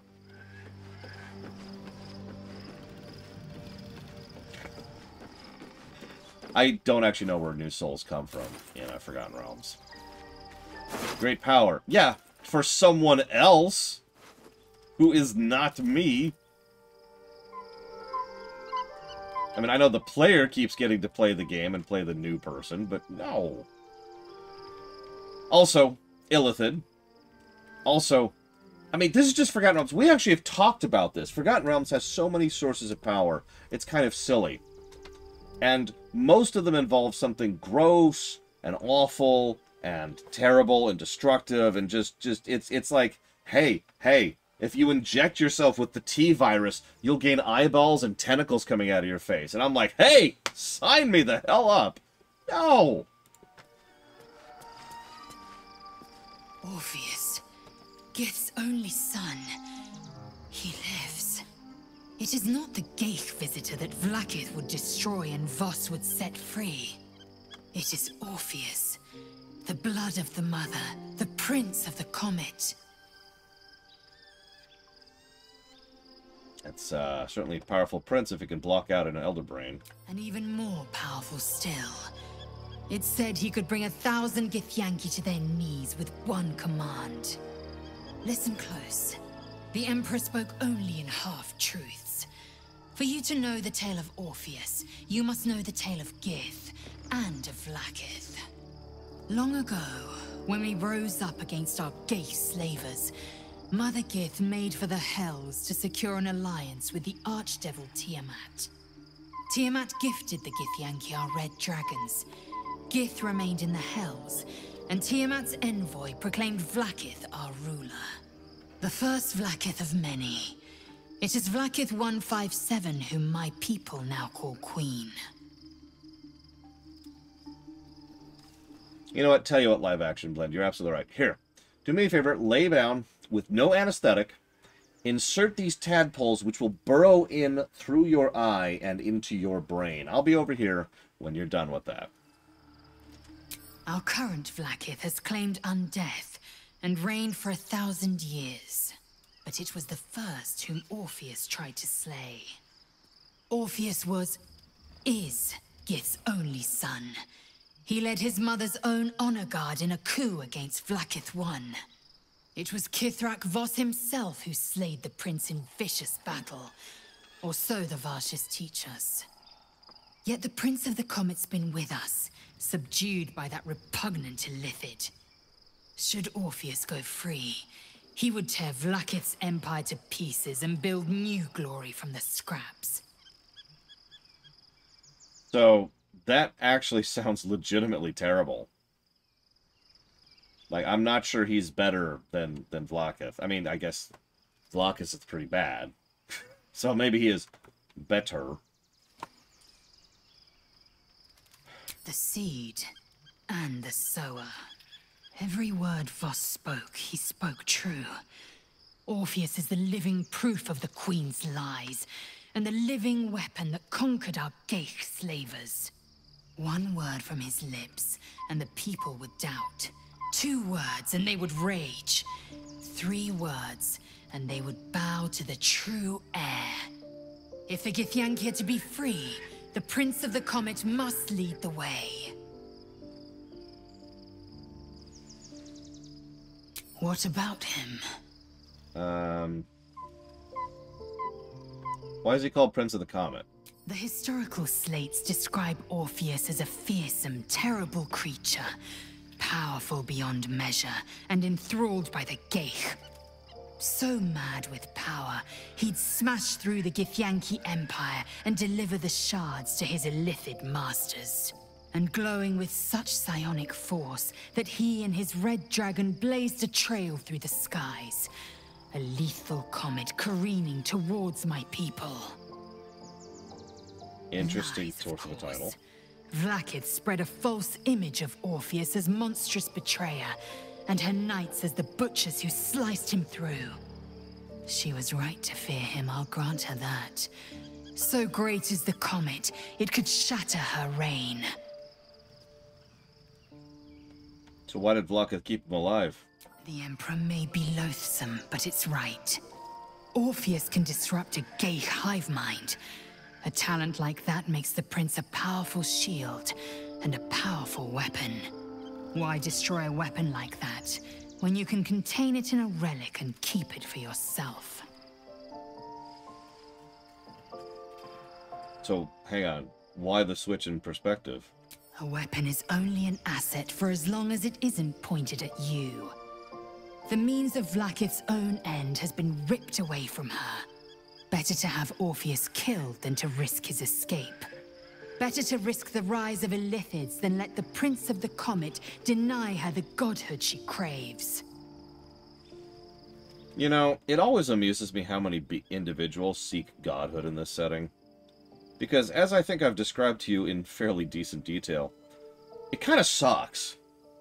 It's like having a full-time job, which you may or may not want to do, but also it's forever. And if you ever screw up in any given direction, you're worse than dead. Like, you think you don't like your job now. Yeah, the power in your own plane, if you're following the rules, and if you do anything on the mortal realm, it's going to cause some issues. There's a whole thing. There's a whole thing. It's God, it's still terrible. Yeah, that's another downside. It also makes people worship you, which is just terrible. Like, who the hell would actually want people to worship them? God. So who are the hostile Githyanki? Orpheus's honor guard, loyal to the end. Trapped by Vlaakith in the same prism holding their noble prince, fruitlessly hacking at the sphere that contains him. They see us as Geich, tadpoled husks in the Emperor's thrall. I regret their deaths, but I pledge to live as they perished, in the service of Gith's son. Who wants to kill you at a moment's notice? And yes, I understand that obviously most people don't understand how the setting works. By virtue of simply being outside the setting, no, Vlaakith is not a goddess at all. by virtue of being outside the setting, I could tell a lot more about it because, you know, lore.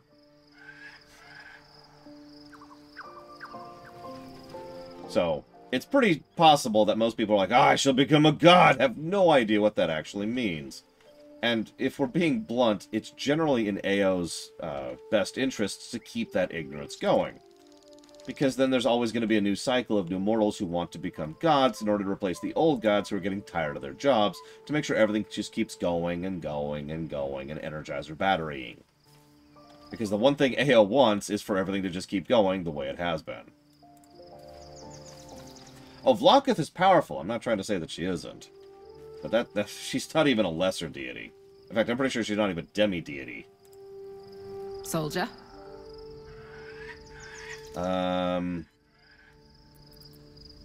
Nope. Cool. Yeah, she's a lich. She's an old lich, and that's a problem. I don't want to sound like it isn't. But, like, deity? Pfft, different zip code. Really, K? Alright, hang on. Let me prove K wrong here really quick. Give me just a second.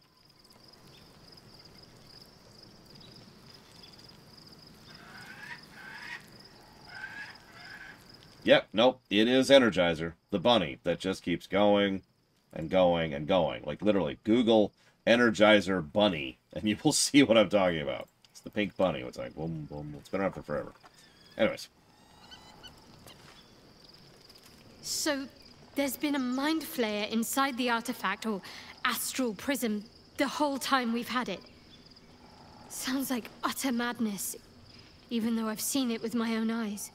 The more I learn, the less I understand just why I was sent to retrieve that thing. But it matters little now. I do not serve Shah anymore, nor the Mother Superior. The prism is no longer my mission. Saving my parents is. But I digress.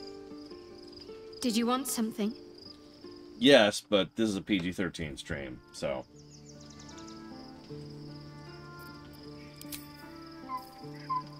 Oh, really, Kara White Noise? Oh, wow.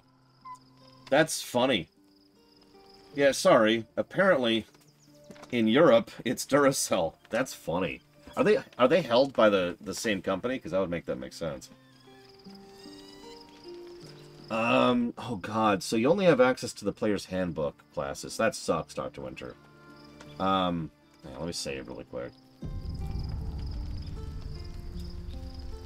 And, where's Withers? Withers! Withers! Open up. Withers!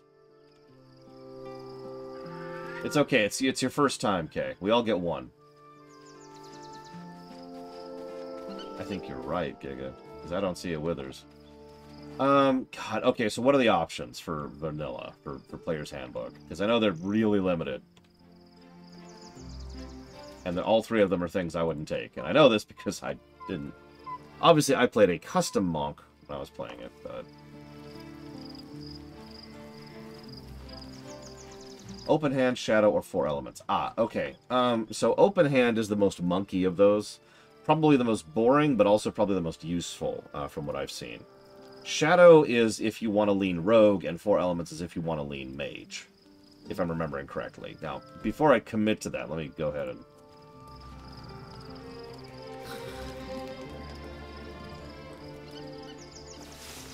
Yeah, Open Hand is fun, but you'll never get to the level of really being able to experience that. So that's cool.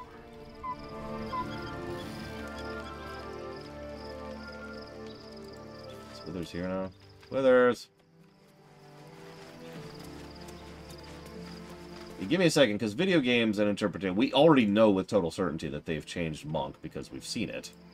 Even just at level 1. Hang on, Dr. Winter. Let me see if I can find frickin' Withers. Withers! Where is this jackass?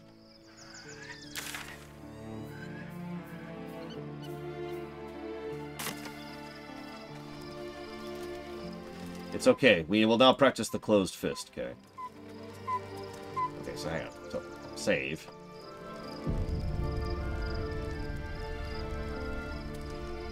Thy wheel of fate turns ever to the dark. Thanks. Dost thou require a new ally? Or mayhaps a resurrection instead? I didn't mean to kill Althira. Please bring her back. Why is this just now a dialogue option that's showing up? The bard's death is a weight for thine own conscience to bear. She will be left to the peace of eternity, where the urge shall seek her no more. Did you just... Oh, okay. Okay, well, Very well. I would just recruit a hireling.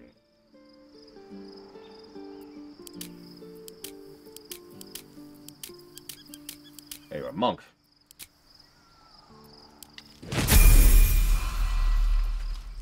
Never a dull moment.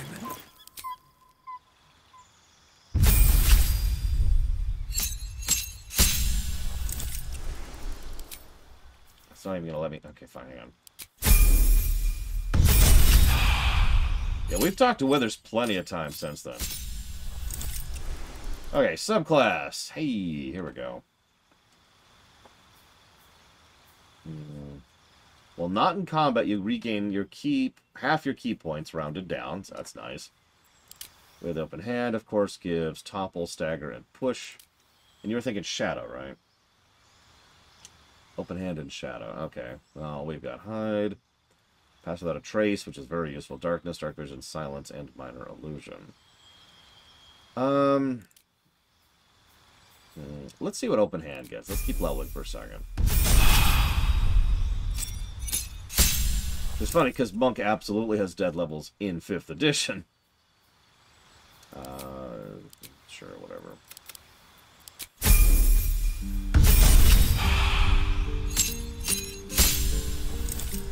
So now we gain Stunning Strike, which we just gain in general, so nothing fancy about that. Okay. Good morning, Brigham. Okay, so... New subclass ability at level 6.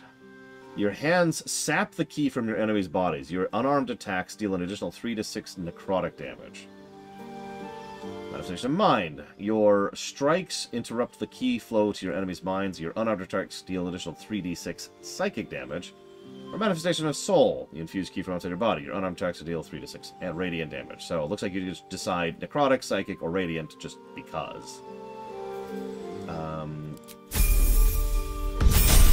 We should be able to get one more subclass ability.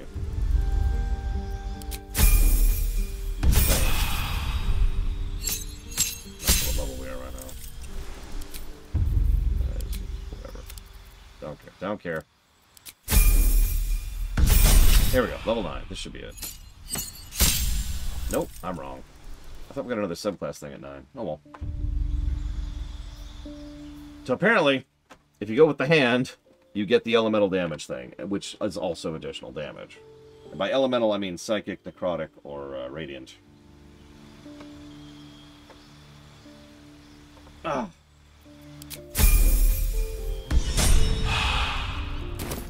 But you know what? Let's be thorough. Ah, another. I shall be here in thy camp. I'd like to change my class. So hang on. So that will be a monk. Wait, what? Ah! No, here we go. Okay. Right. And now we got it because it etch-a-sketches because scripting.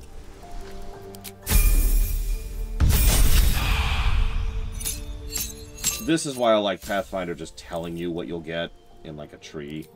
Okay, so Way of Shadow. So we already get the basic stuff.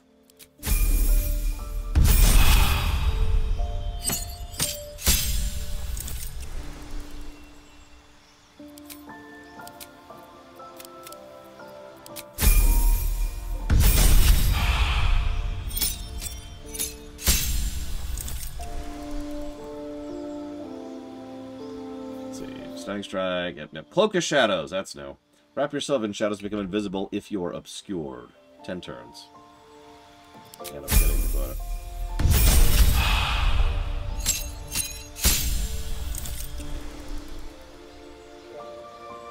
Shadow Step, which is exactly what it sounds like. You also have advantage on your next melee attack roll after you Shadow Step, and that's a bonus action. So just... You could just do that every round. Unless that costs key. Which it doesn't actually say, but either way.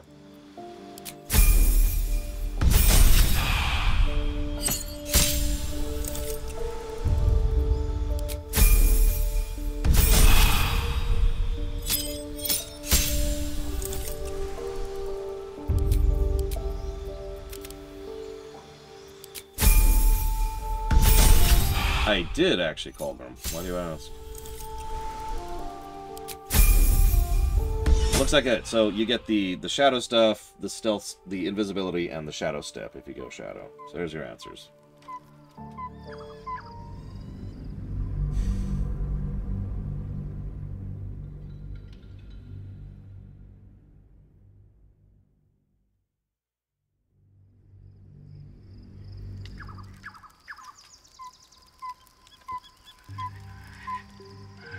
Alright, let's get out of here. It's okay. We've been playing for 2 hours, and we haven't actually entered the city of Act 3 yet.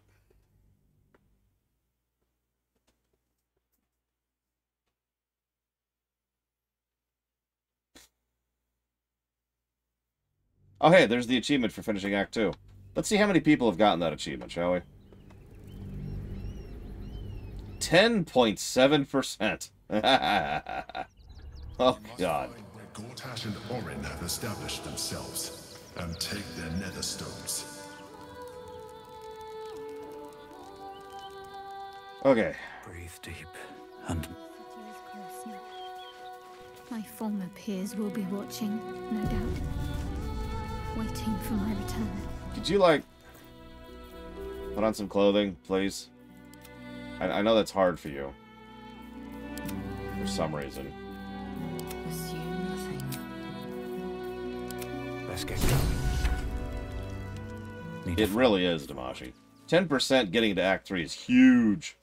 Now, how many people do you think actually beat the game? Because if it's over 1%, I'll be shocked. Up on the hill. Enough to clean Crimson's cleaning, cooking, Excuse me, it's 1.5. Okay, that... I am legitimately shocked that it's over 1%. Oh, it's up to 2.1%. Wow, that... And I know this sounds like a joke, but that's high. I can't find my mum. I just got here, kid. She was sick. She had spots on her face and hands. She went to go get some herbs, and she was supposed to come back the same day. That was last 10 day, though. Okay.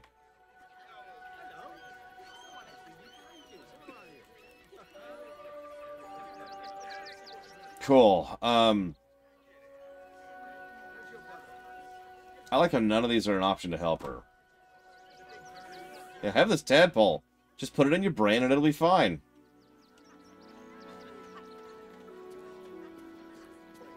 Here, have some food. Wow. Thanks. My mum would like this. She's the best cook in the world. And she taught me, too. I'll look for her. I think she'll probably come soon. Thanks a lot. You're welcome. Please don't rob me.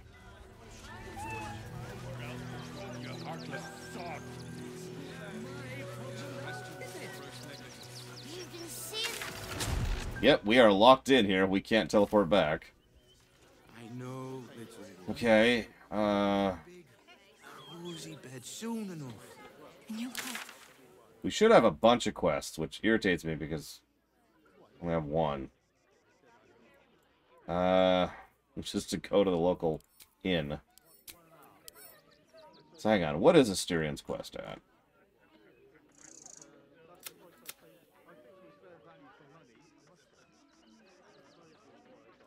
Okay, so for those of you who haven't seen, this is Asterian's quest chain so far. We met a strange elf who's also been infected with a parasite. He was hostile at first, but agreed to join us when he learned we were infected too.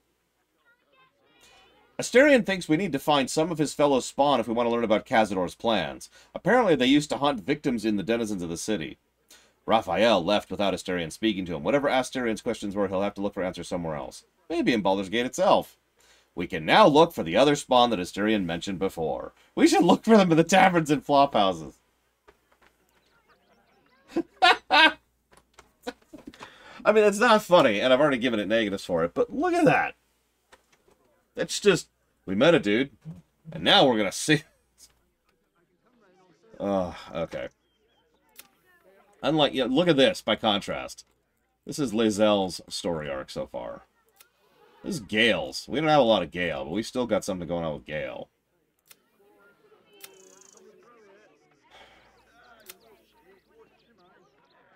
Cozy bed soon enough. And you'll have anything you want for supper. All the treats. Nowhere else to go, you heartless dog. Yeah. The child was poking and prodding them while they were trying to work. I have no idea of 40, and I don't care. I should arrest you all for gross negligence. At this point, I need to watch a speedrun of this game. I'm very curious how they beat it in 8 minutes. What in the hells was that? An earthquake, perhaps. Strong enough to rouse the dead, too.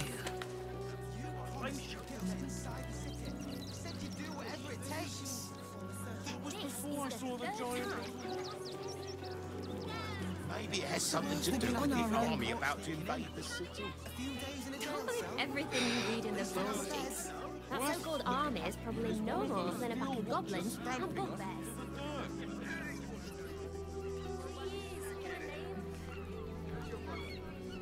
Citizens only. I won't say it again. But we won't clear from arm. There's nowhere else to go.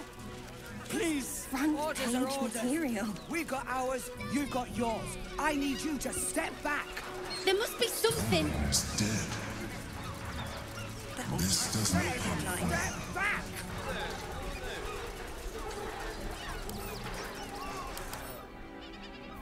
Level 11.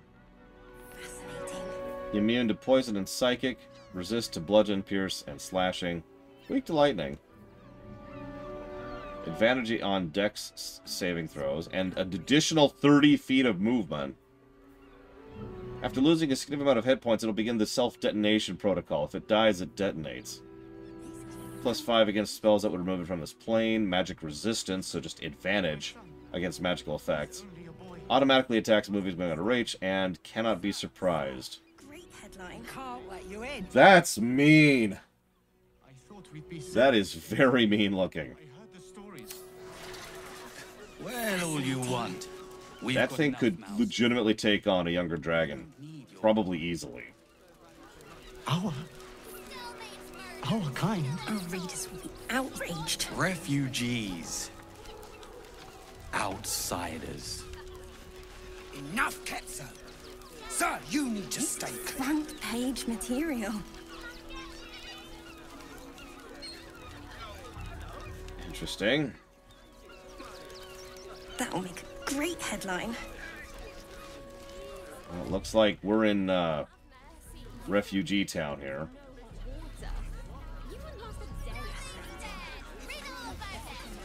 So here's a Temple of Ilmater, so this should help.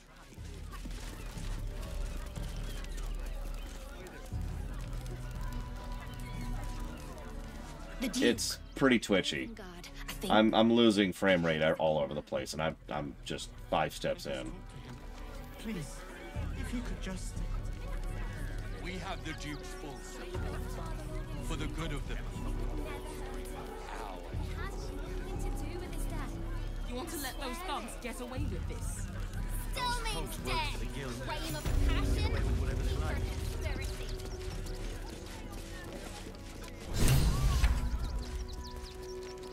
I'm glad it looks smooth to you guys. Murder Father Logan. There's enough blood to make. What? What? You'd be so insensitive.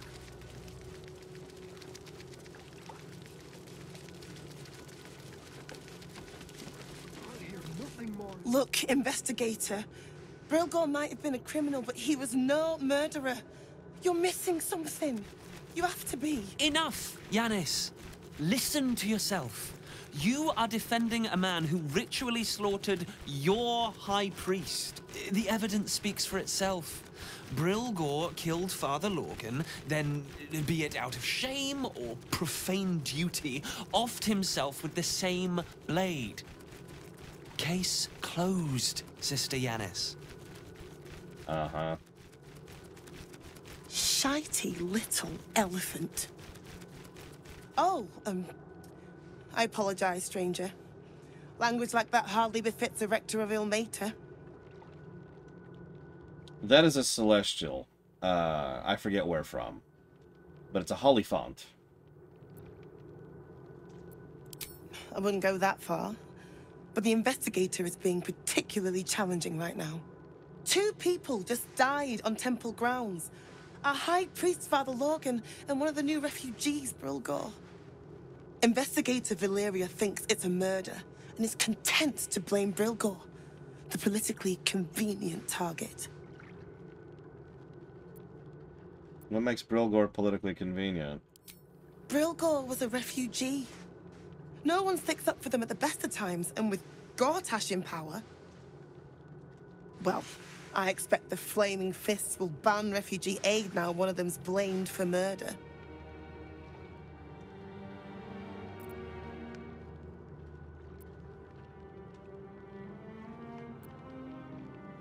I mean, I am certain there are plenty of people who still need your help. You think Ilmater looks at a Baldurian differently to anyone else? I like to think the gods are smarter than that. Now, if you'll excuse me, I've a temple to run, and a high priest to replace. I don't know. I've met your gods. They're pretty dumb. I'm currently fighting 3 of them. They're really dumb. Here goes nothing.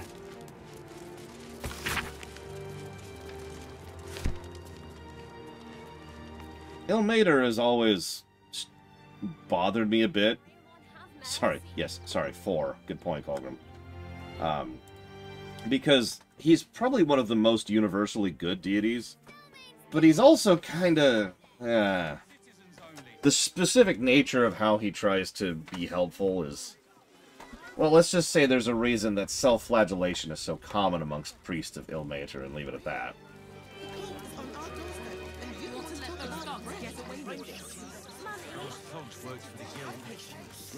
Among other things. God damn, there's so much crap here. I'm just gonna go for the gates. I'm just gonna go for the gates. This is obviously you can't let the refugees in situation, so let's see what they have to say up here, shall we? Our readers will be outraged. Take it somewhere else. My hands are full. Okay, let's try this. Page material.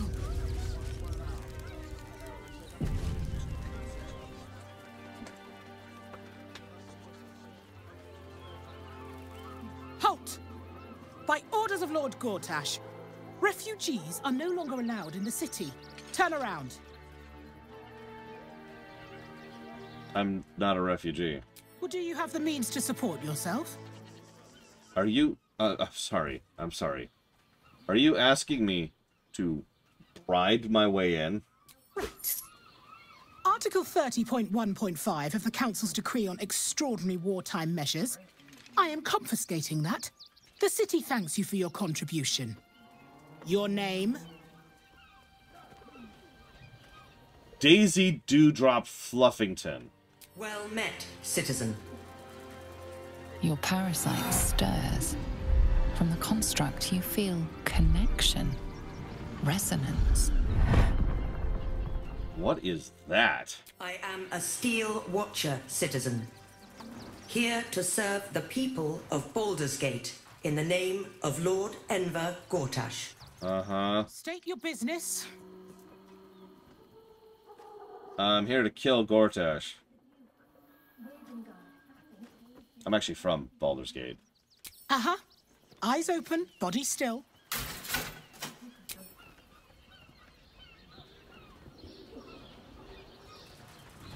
Behind the Watcher's gaze, a presence awakens. You are seen. You are known. Whoa. My engine, it's almost... I don't know... buzzing. Like it's paying attention. Your party's prior transgressions are reflected in its stare. As witnessed by the cult's ever-alert, scrying eyes, it has heard the howls of slaughtered goblins. It has seen the deep shadows of Grimforge, and the stone floors left bloodied. It knows the cold walls of Moonrise Towers, and the cultists who fell there. The Watcher speaks directly into your mind with a voice like poisoned honey. You are marked for special treatment. Not simply an enemy of the people, but an enemy of the Absolute. Come quietly, or die. I don't want to fight this thing right now. Especially not here, at a checkpoint, surrounded by guards who are on battlements, pointing arrows at me.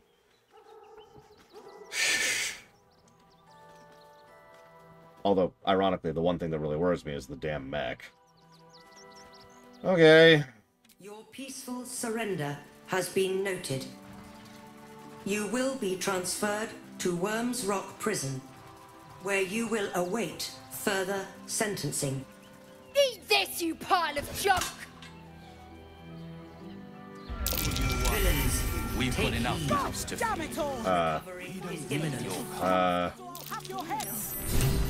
Just don't mind me. Don't mind me. Nap. Yeah. There's no pausing, so we gotta go. Okay, absolutely sure we have access to this. That actually doesn't feel like railroading. That feels like the GM throwing me a bone. Because that was a bad situation.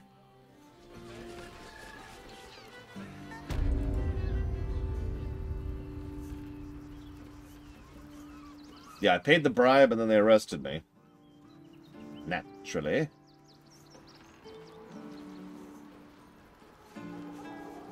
You there? Need some coin? There's some vermin I need squashed. No, I'm good, thanks.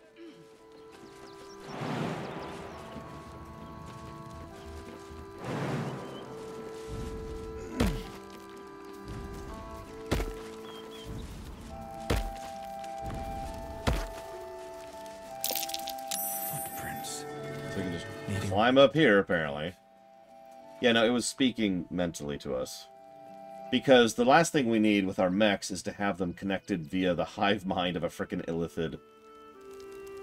Like, can I don't even have words to explain how stupid that is. In universe, I mean. Like, whatever moron decided to collect golems, death golems, doom death golems, to an illithid hive mind, because they temporarily have protection of from the Elder Brain, and temporarily have control of the Elder Brain by using Nethery's artifact. Like the more I just layer on top of it, it's like this sandwich of ultimate stupidity. And the further we go in, the dumber this gets. And yeah, this has Bane's stink all over it. So yeah, this is probably Gortash. So let's say thank you to these kids proper like. It's really in character. Actually, no, Random. What was the news today? The boss is expecting you. Hasn't forgotten what you did for him at Moonrise. Okay. Need to get the quantities just right.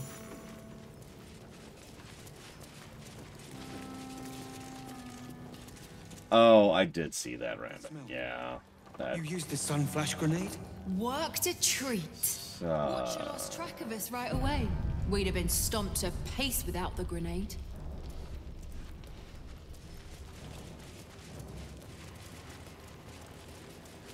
What's up for discussion? Ah, there you are. Good. We need to strategize. Wulbrin is planning something. Lots of moving parts. I'm still trying to suss the details myself. You look worried. I am. I knew him rash, but this is unspeakable. Speak to him. Help him see sense. Someone has to. Okay, how do we do that? Like, I'm down, buddy. I've been doing your quest this whole time. What is that? 10d8 plus 40 force damage. Automatically crits objects and environments. In 5th edition, that's bonkers. That's leveling a castle. Or, not leveling, that's the wrong word. Excuse me. That's knocking a hole in a castle. Where the castle might actually fall over if you place it right. Okay.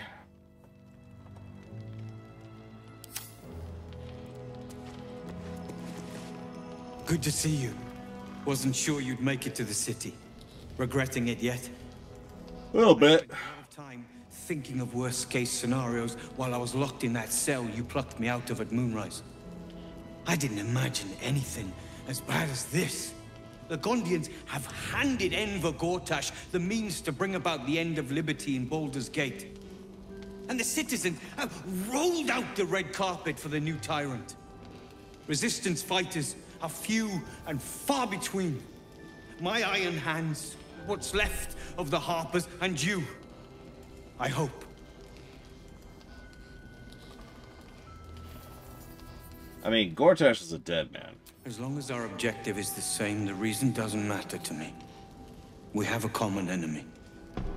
But neither of us gets what we want until we deal with our biggest obstacle. Which is what? The Steel Watch. They're a threat to you, me, and every man, woman, and child in this city. Okay. They act all civilized, servants of the people, but they only serve one man. Yes, that's how that works. Grand Duke, it will only get worse.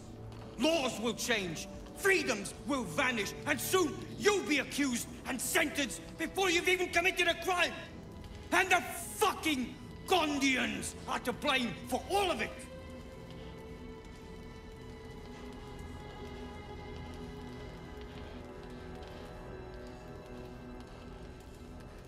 So I was with you right up until you decided to rant about the Gondians, because, like,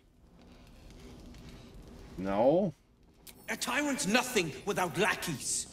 And the Gondians are the perfect lackeys. Dangerously intelligent, pathetically submissive.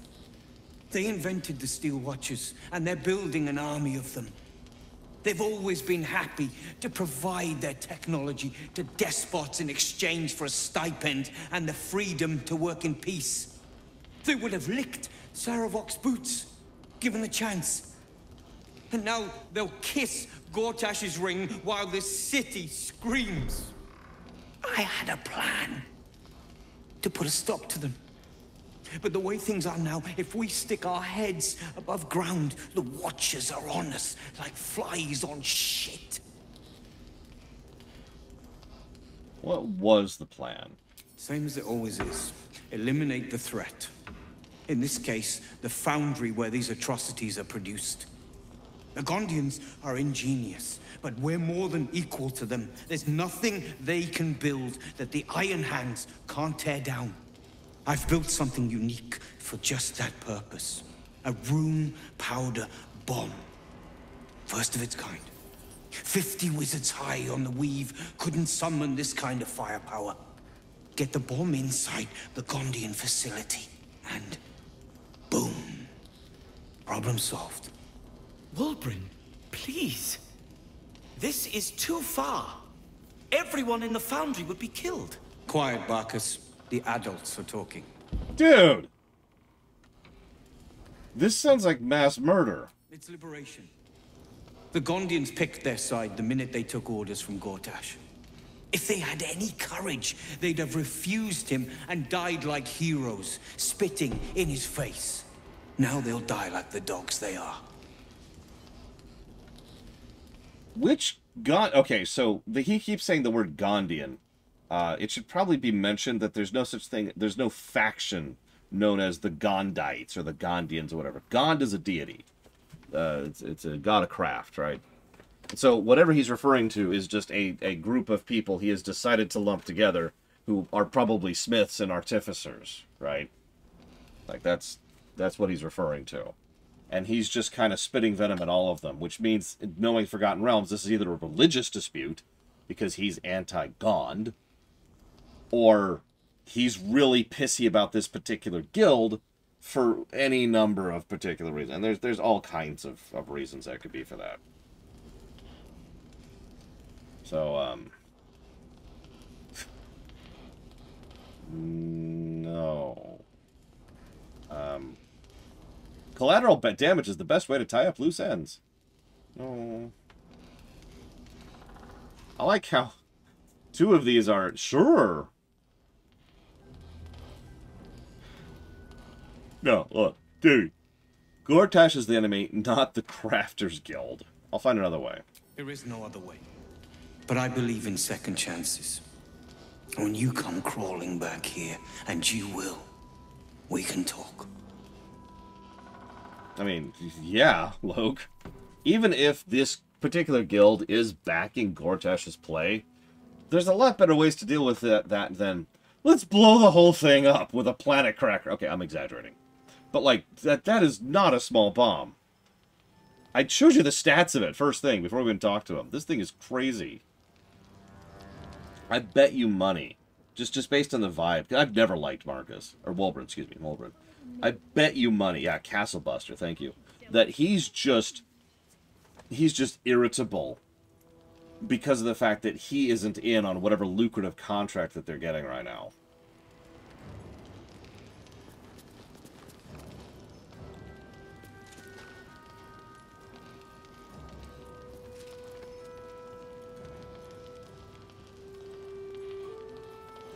No kidding, Dakota. Having said all of that, yeah, like I said, it also might be a religious dispute. He might just hate Gond for whatever reason.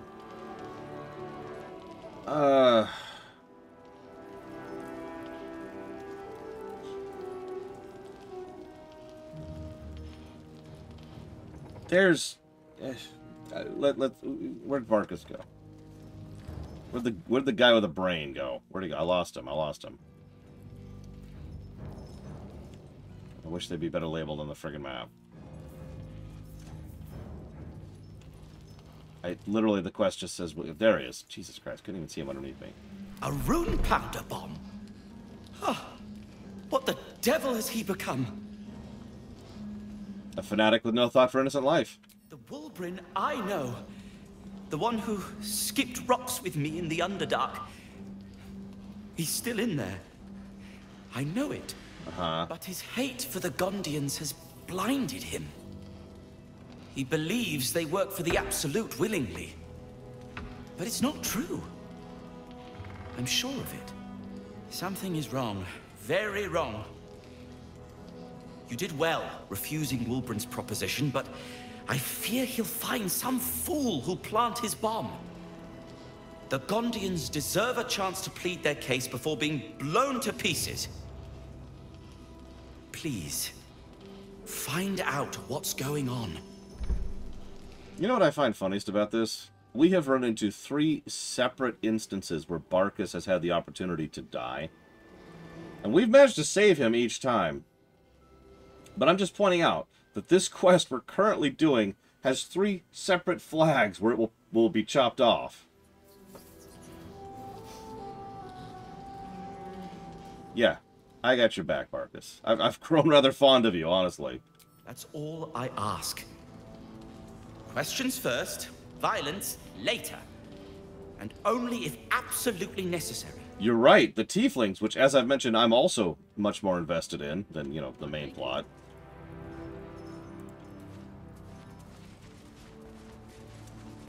He could kiss you. but there's no key. But, you know, neither of us deserves that. Or something nearby.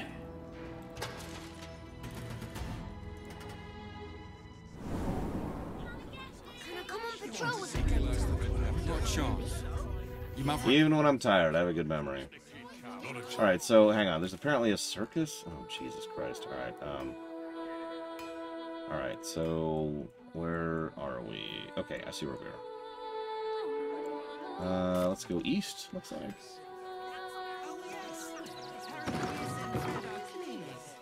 Everyone deserves the chance to make some. I mean, I don't blame him, you know, we're a drow, right? You gotta watch them drow. They're all trouble and never good. Ever, ever, ever. I bet you the circus is a reference to Baldur's Gate 2. Anybody want to take that bet right now? A few days in a jail cell. At least we'd have a bed. What? I do, in fact, play Taval. Watchers stamping us into the dirt.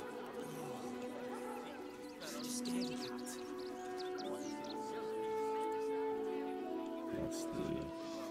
Wait, what's this? Nope, yeah, that's the temple. I was already there. You want to let those thugs get away with this? God, I don't remember, Colgrim. I've fallen really behind in paying attention to the Forgotten Realms modules. Like, after Descent, my knowledge just kind of goes away.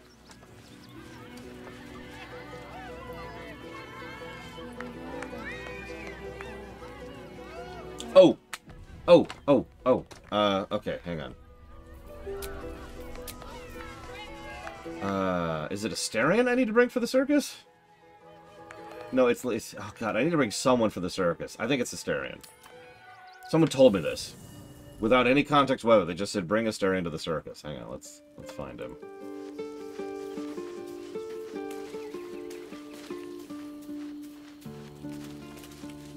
But yes, Barkus was in the Underdark. And we did save him. Again. That was time number 2. Men, women, children, all barred from entry. A damn travesty. A decade ago, Baldur's Gate would have welcomed any and everyone seeking refuge. Take in these souls, if not the Jewel of Baldurin. Yeah, this is clearly Gortash's doing. As long as Gortash is in charge, they'll be left shivering at the gates. All part of the plan, of course. Step 1. Create an army and order it to march on the city. Step 2. Shut the gates in the name of security. Step 3.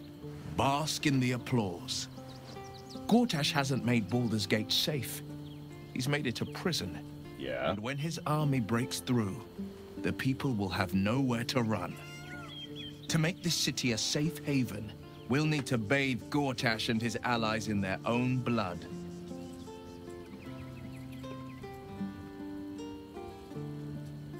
You know, you're probably mad at your dad when he kicked you out. No, never. He did the only thing he could. In his eyes, I invited a devil into our midst. I was a fool at best, a traitor at worst, and Grand Duke Ravengard suffers neither.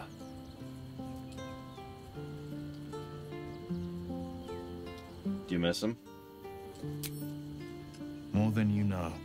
The better question is, did he ever miss me? If he did, he missed the Will Ravengard he once knew, not the hell-touched warlock he returned to.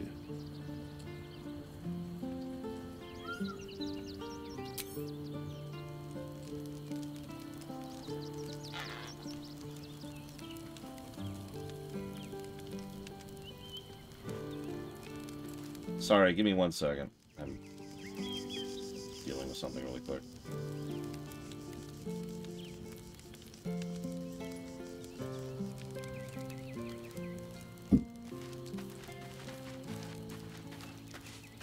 Worm's Crossing, the welcome mat of Baldur's Gate. This is it. I'm almost home. Why, Giga? And if it's the same reason I don't, then I'm, you know, up top, as they say. Are you worried about Cazador finding your bag? I won't lie. The thought hardly fills me with glee. Even with my newfound advantages, he's still an incredibly powerful vampire. But he's arrogant too. If he does hear I'm back, he'll try to take me and expose himself in the process. Then I'll be able to strike. Okay.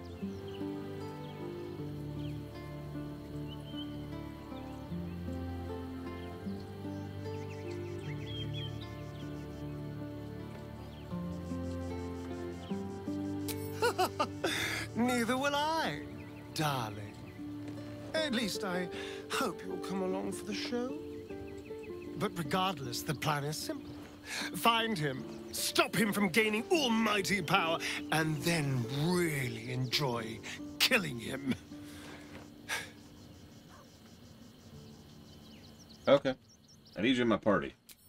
Darling, lead on. And now we just have 5 party members. Yeah, I was wondering about that. That's interesting. Hang on. Watching gods.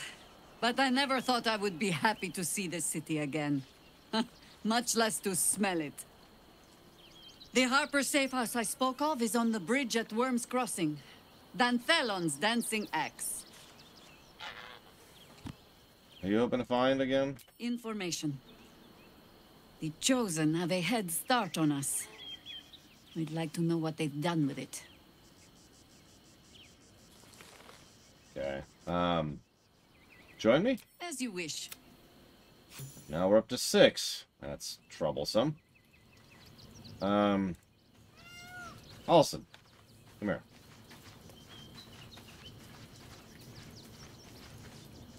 Worm's Crossing. The gaping maw of the city. Nature has little control over what happens beyond that bridge. Have you heard from Staniel since we moved? I have. He speaks to me during my nightly meditations. He is well. And Oliver also. At times they are one, and at others they divide. Easier for playing, perhaps. And the land thrives also. I doubt you would recognize it. Perhaps one day, you and I can both return and see it for ourselves. Sure, join me. Then you'll have me. Okay, so that's getting worrisome. That's officially worrisome. So, let's talk this out for a second. So we were like, hey, you know, let's try this mod. And then I was like, we might have issues. So I got rid of the mod. And the very, very first thing I did after installing the mod was I walked into town and said, join me. And he said, nope. Because we were already at party size of 4. So no problems, mod's gone. And everything was fine until Halson just kind of forced himself into our party. And then so did Jaheira. So we pushed ourselves back down to 4, but as we can see, we've currently got a party of 6. Or 7, excuse me. So something is either reinstalled the mod, which I don't even know how that would happen. That's beyond my knowledge. Or I don't know what else could be causing this. Oakfather preserve you. So get out of my party. Wherever you need me. I'll be right here in... Sure, Bragwin. Yeah, if the mod altered the save file, then why did it getting rid of it correctly get rid of it when we uninstalled it? Like, right?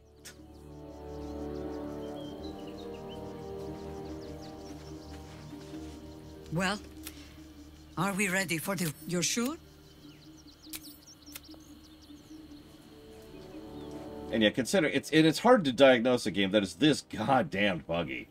We have been smacking into bugs since day 1, and this is not great.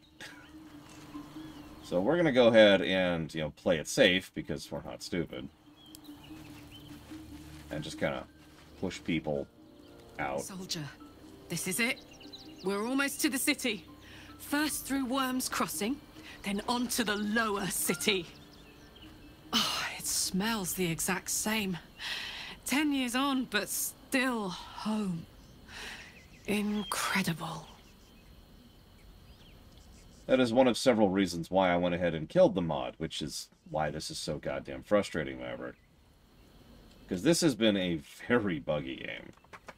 Although, it's probably worth noting that we know with total certainty that at least some of these bugs have not been exclusive to me, so that's good to know. Really? Oh. So the mod, in this case, is an adjustment to the exe file. That's it. I adjusted the exe file, and then when I uninstalled it, I got rid of the exe file and replaced it with the default one, which I backed up. That's it. So, there's no possibility of extraneous files here that I'm aware of. We could just uninstall the game completely. See if that fixes it. As much as I'm loath to re-download another 150 gigs or whatever this nonsense is.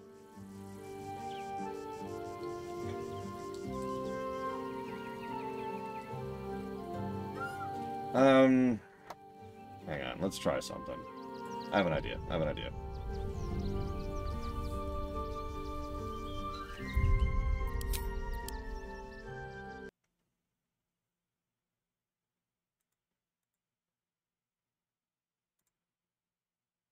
Let's see. I am, Evo. I am. I am not super happy about things. Here, have some music. Let's see. No.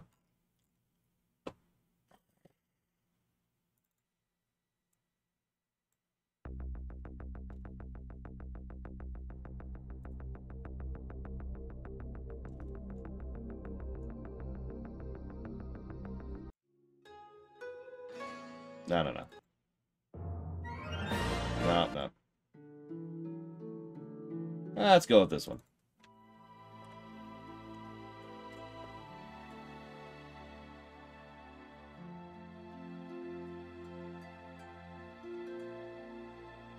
Interesting, Bregman.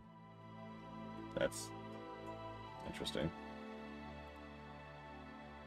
Okay. See, that's... Here's my suspicion, by the way. Let me go ahead, because I did used to work as a troubleshooter. And, you know, I'm not a complete idiot. I'm leaning there, but I'm not a complete idiot. What I think happened, and I think several people in chat already mentioned this, I think that we have permanently set a flag, for lack of a better way to put it, in the saves. That's just like, yeah, no, you can have a larger party, and just gets rid of that locked to 4 limit. Because the locked to 4 limit is a really, really simple flag, as was pointed out in chat. A simple cheat engine can get rid of that. And we know the game supports party sizes larger than 4. Hell, the Twitch integration supports party sizes larger than 4. So, and the whole game has been built in a way that I firmly believe they were designed around a full party of 7 or 8 or whatever it is, and then they decided to pull back for whatever reason. What I'm trying to say is that it feels like the game was adjusted to have the 4 party size and innately supports the large party size. And that might be part of why we're having issues here. Now, give me a minute. So we're going to do some stuff here.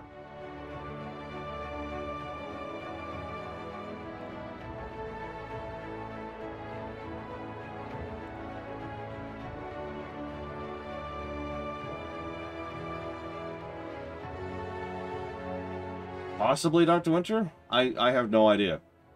From a designer perspective, it would make sense to be, if you're running into issues where multiple party members is causing triggers to misfire or overlap on each other or whatever, that would be a valid reason, not one I agree with, but a valid reason to go ahead and push down on that and say, all right, fine, we'll limit the party size. Especially because that's the kind of thing that they could fix long term. This feels like a band-aid, right? Because tracking down trigger issues, that's a thing. The pathfinding was my guess. Everyone was talking about balance, but I think pathfinding is the real issue they were running into. We already saw in our, like, 4 hours or whatever with the mod. We already saw that the pathfinding was causing issues.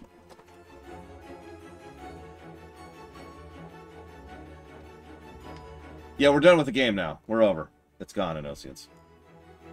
Moving on.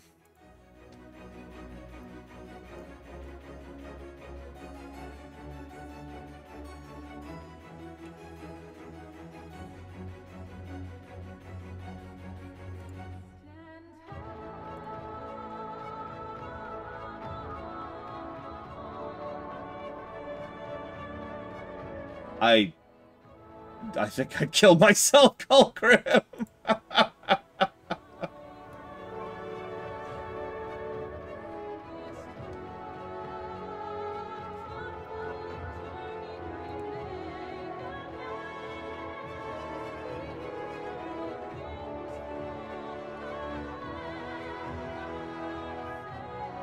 Okay, so we've deleted a few things strategically. Let's go ahead and do a, whatcha-fig? I can't even think of the name of it. Verify. Let's do a verify. What do you got?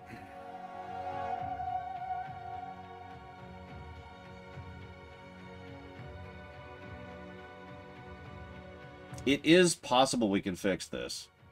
It is also possible we could just live with, you know, manually keeping ourselves to 4 party members.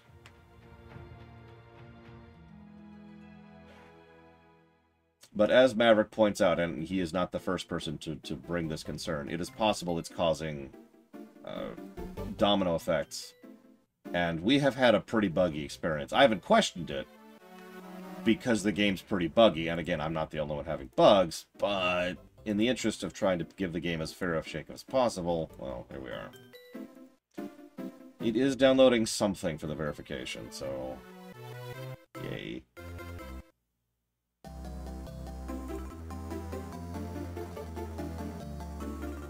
Okay, so, while we're here, what you have to do is you have to be a monk, okay? Hear me out. You gonna load? So I can see the whole thing. Okay, so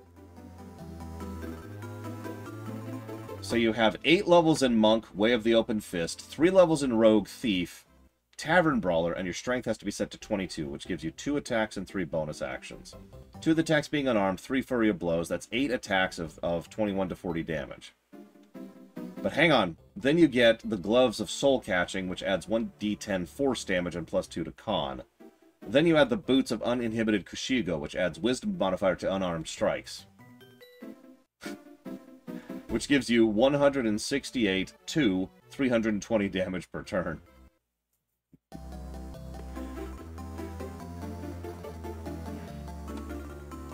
Now, it requires being a level 11. But...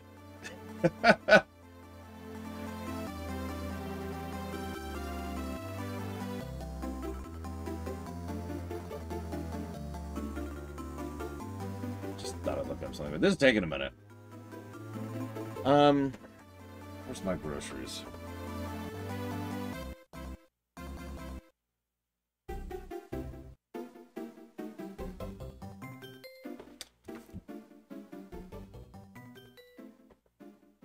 I mean, we got rid of that mod back in the Grove in Oceans, before we even hit the Goblin Camp. That's how long ago that was.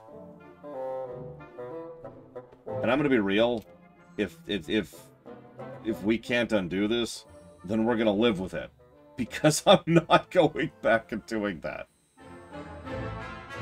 Sure, Colgrim, hang on. I don't keep Discord open while I stream, so give me a minute to open it.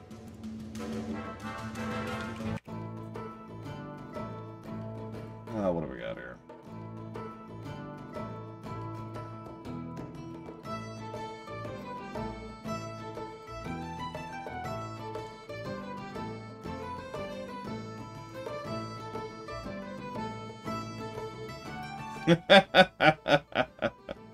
Yeah.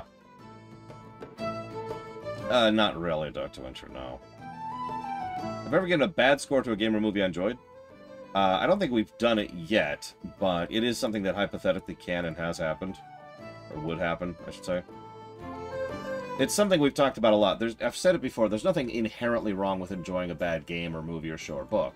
And I can usually name examples of bad things that I still enjoy. Most other people can as well. As long as we can still acknowledge that they're bad and not try to, you know, get into rose-tintedness, then we're fine. The whole point of the sushi arc, or the sushi tag, is that there are games that are not actually good that we can still enjoy.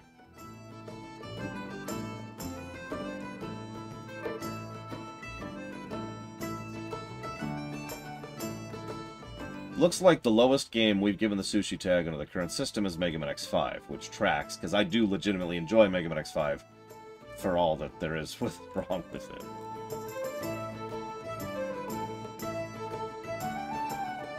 Yeah, Mystic Quest is still a game I enjoy, and unabashedly.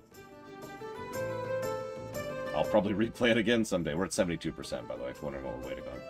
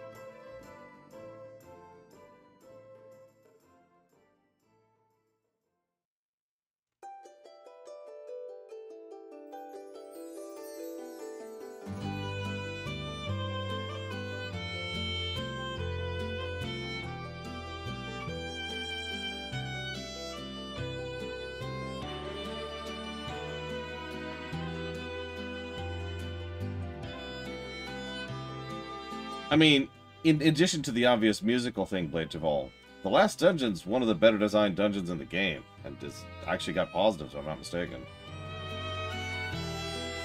Like, they just suddenly understood that they can make good game design after, like, 5 dungeons in a row of slog. 96%.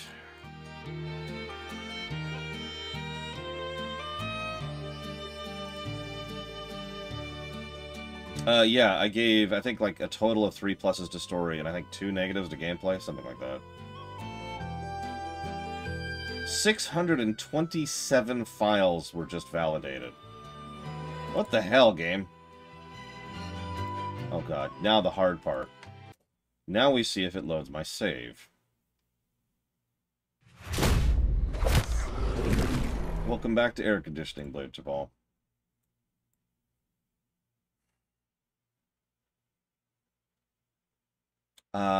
Outro, I think, Dr. Winter. Don't mistake me, the intro and the outro are equally important. And I stand by that. But the outro is always going to be the thing that sticks with the most. And if I think about the games that have really bothered me the most, the overwhelming number of them, it's been the outro that really bugs me about it. Dragon Age 2, Mass Effect 3, the obvious example, Neverwinter Nights 2.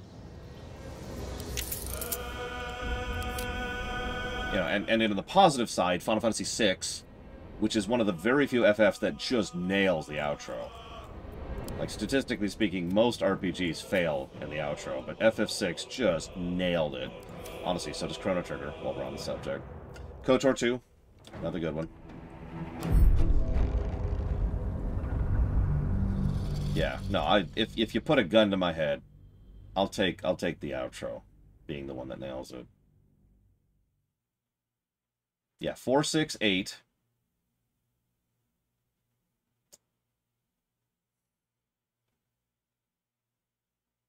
And that's it, Colgrim. Or, sorry, Blade Javal. Damn, that's sad. Dragon Age Origins does have a really good outro. Another good example. In fact, Origins and 2 both are a perfect mirror of each other for what to do well and terribly. Also, I wasn't a fan of Inquisition's outro while we're on the subject.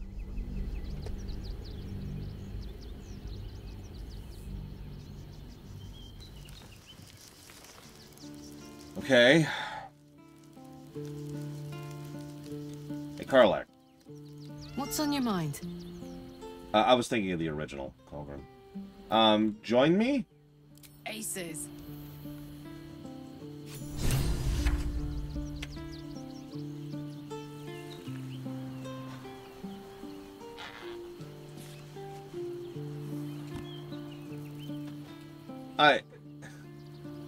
Okay. Okay. So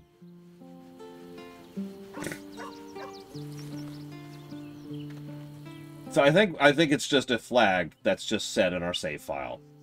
And we're just gonna have to live with that. I don't think there's a fixing that. Copper for your thoughts? Sounds boring. Oh. Yeah, we just restart the game. Where's my knife? Where's my knife? Oh god. I don't have a knife.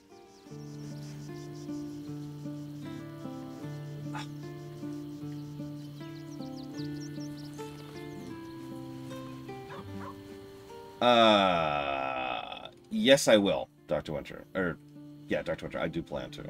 Yeah, exactly. I need the Outer Worlds knife. Yeah, we're just...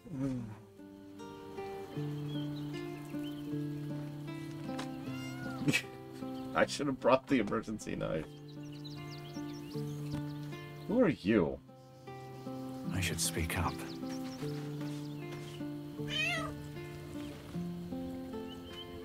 Oh god, 22 minutes. That's...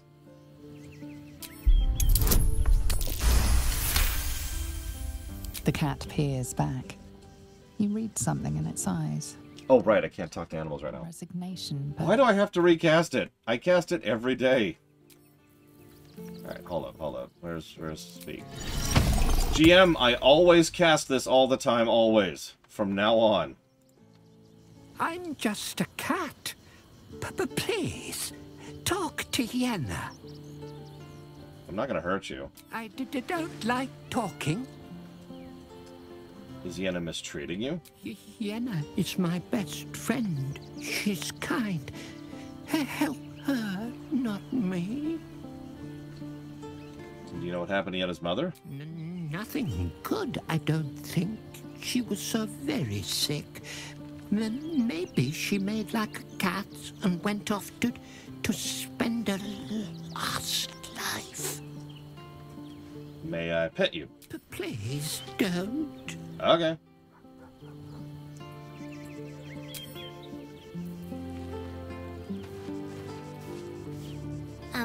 Hi.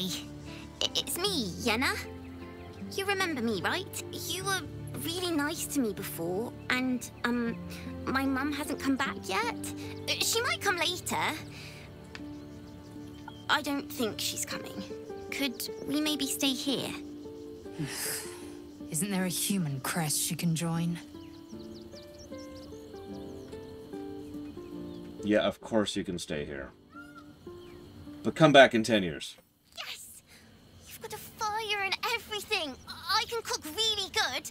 Whatever you want. Thank you, thank you. So, illicit spy, rat who's here to steal from us, urge victim. Like, we've got all kinds of options here.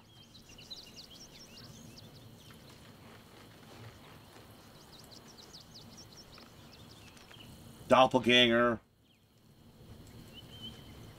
Oh yeah, we literally have a doppelganger who's one of our enemies right now. So that's cool. No, we're not letting the... I will give this game all the negatives if the urge forces me to kill Kid. That's a line. I've put up with a lot of crap.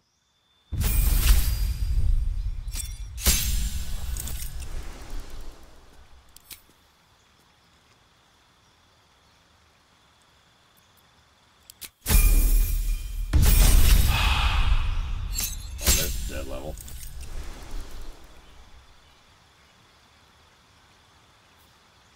Yeah, who's this rando? I didn't, Kay, but this is my job. Yeah, we just picked this guy up. I guess he's a vampire? Anna.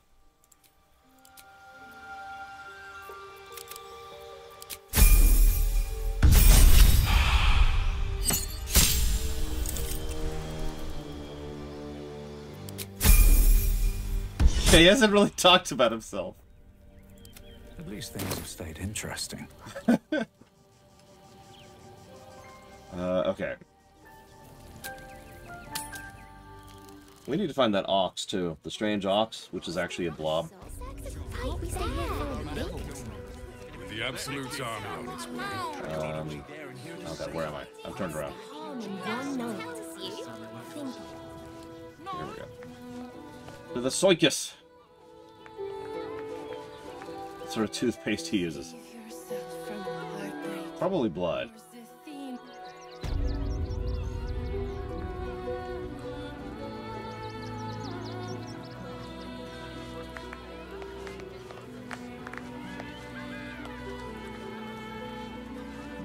Yeah, blood would probably make it worse, not gonna lie. I mean, that sounds about right to me, Kay. Where are we? What are you doing? Hold on. There will be plenty of work in Neverwinter. Safer work. Come on! Let's go! Door's right here, but... Oh, the door's closed right now. At the ready. That's just a man in a costume. He's not real. Costumes don't drool, Dad. Jobs, everything.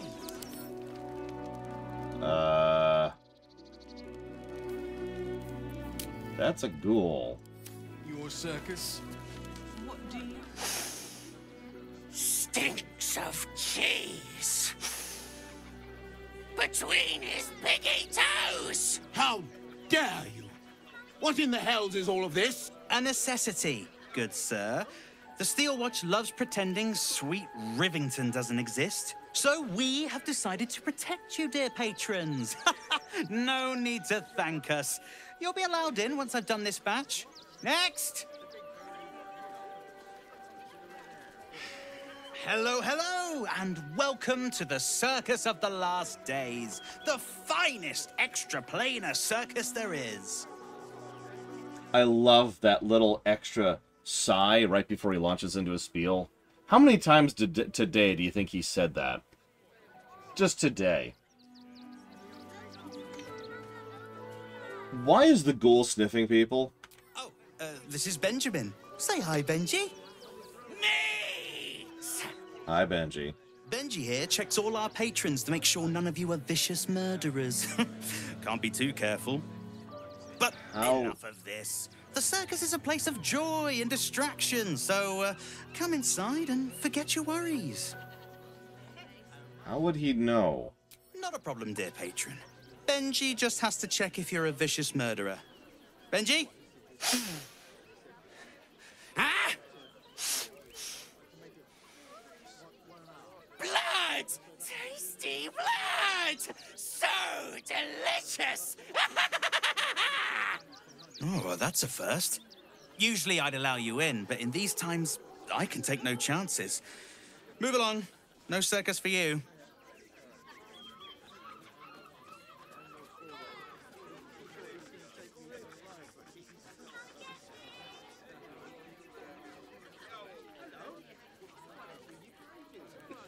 Actually, I was just hired. Meet your new bard. Did you, yep.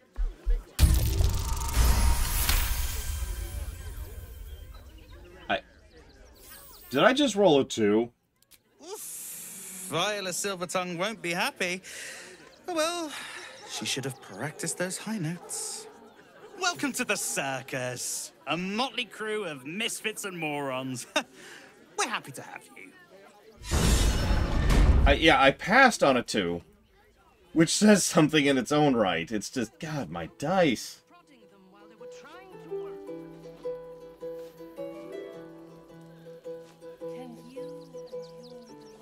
Oh, up, up, up, up.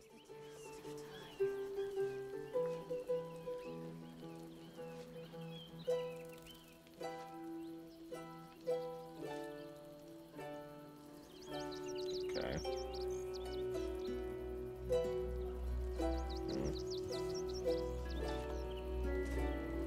The main weapon of Bard in tabletop? Like, anything simple. A crossbow is a really, really basic thing. Or a short bow.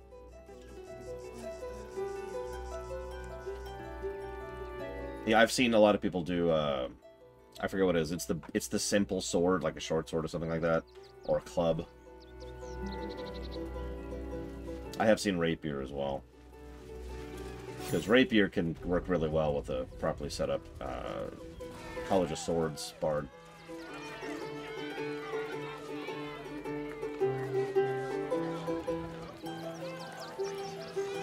Seems like a good moment to talk. Mmm.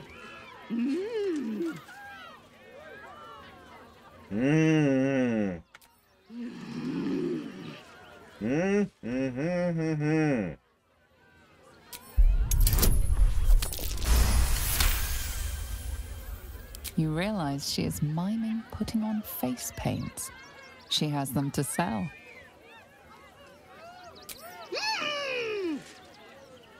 Next time, leave your mouth open. Just a thought. Hi, there's us.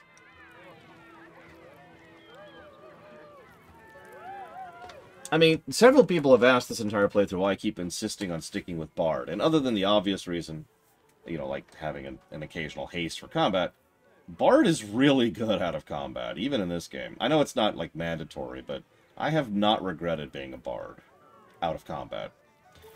So yeah, what do we got here? Lush burgundy, pale pink, pink and leaf green. Oh, we got a face painting kit, too. Ooh.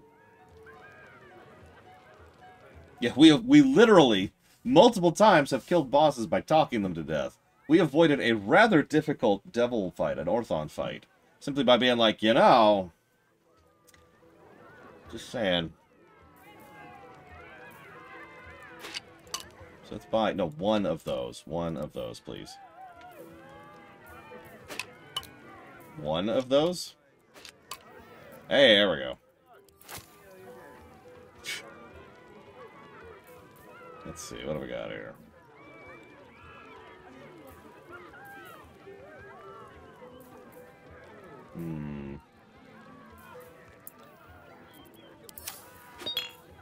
I'll take all your dice. We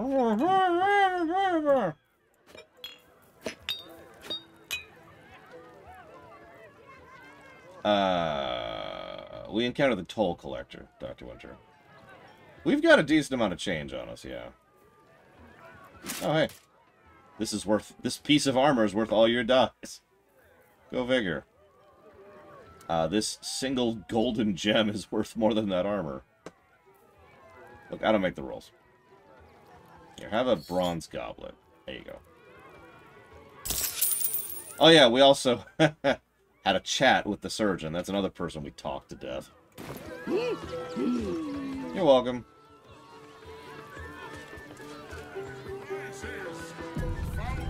I have no idea where that reputation comes from, Zara. Well, actually, that's not true. I know exactly where that reputation comes from. So there used to be a... Maybe there still is. Something called a Dragon Magazine, which was the Wizards of the Coast D&D magazine. It had all sorts of cool stuff. And it had an anecdotal story about a bard who betted and, you know, persuaded a dragon to sleep with it. And because memes tend to meme, that happened to be one of the things that memed. And so that just kind of gained ground and gained popularity, and because players became aware of it, players were more likely to try it themselves. You get the idea.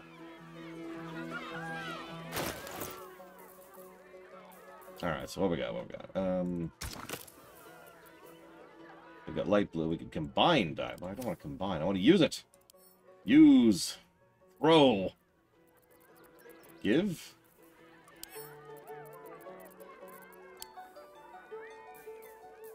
Combine with armor. Aha! Yep, if I meet Tiamat, I'm going to have all the sex with her. I can't get enough of that dragon sex. Especially with someone like Tiamat.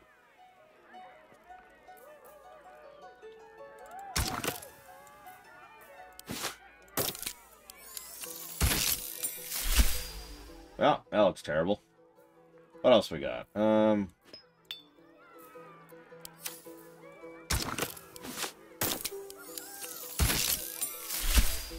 Perfect.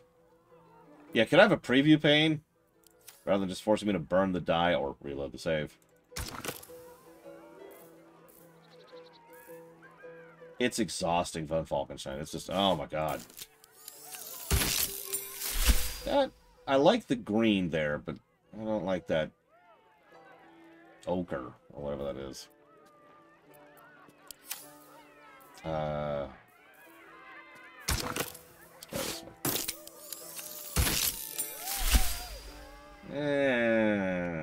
Can we have something other than puke green, please?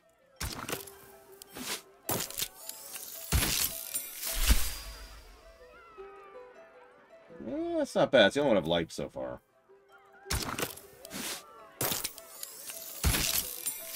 Oh, there we go. That's not terrible. We also have swamp green, so we'll do the swamp green really quick here. We'll do orange. We'll stick with orange. The companions are like, "What's he doing?" Sploosh, and we're just doing this, like just pouring it all over ourselves as we're standing there with the outfit still on. It's a perfect color combo because what I really want is apparently not on the menu. Oh, there's an interesting question. Oh yeah, we do, hang on.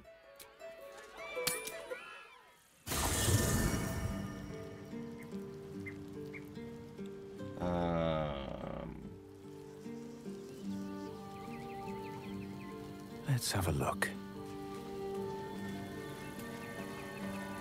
Look, it's fine. It's fine. Where's our dice? Where did our dice end up?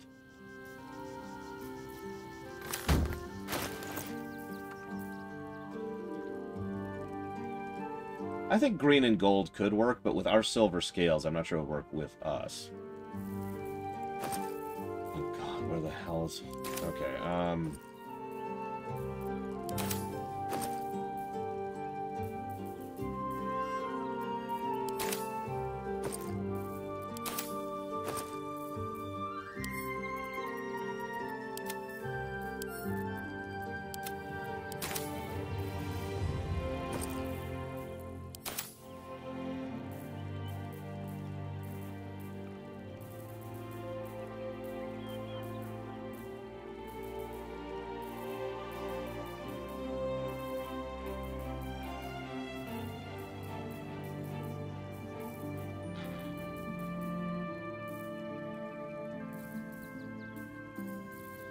I mean, yeah.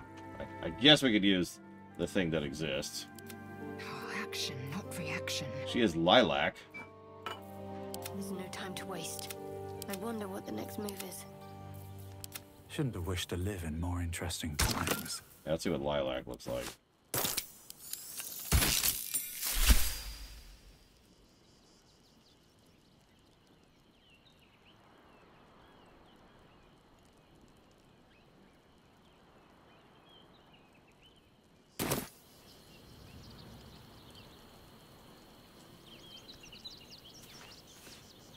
Soldier?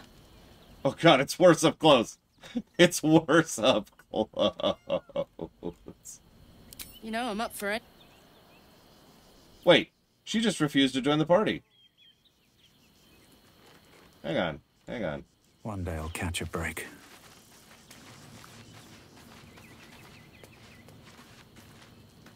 Incredible to be back. Make some room, and I'm all yours. Holy crap. That's interesting, because that implies that the flag is something that something in the background periodically checks to see if it's on or not. And it wasn't on because we hadn't... Like, we got rid of the mod, obviously, and we turbo-nuked everything and reinstalled half the game.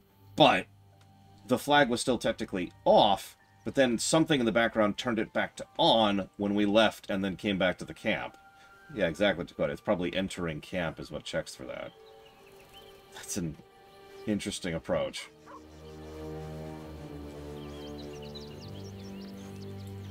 Okay, whatever. Point being, we have now officially gotten rid of the mod. in the most thorough way that it's possible to do without restarting the game.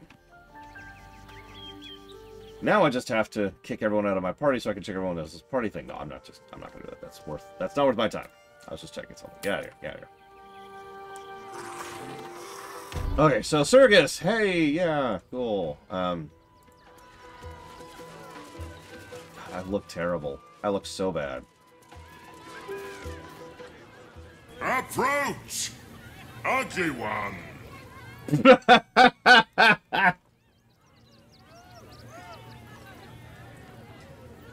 I know a good set of pipes when I hear them, and you have them.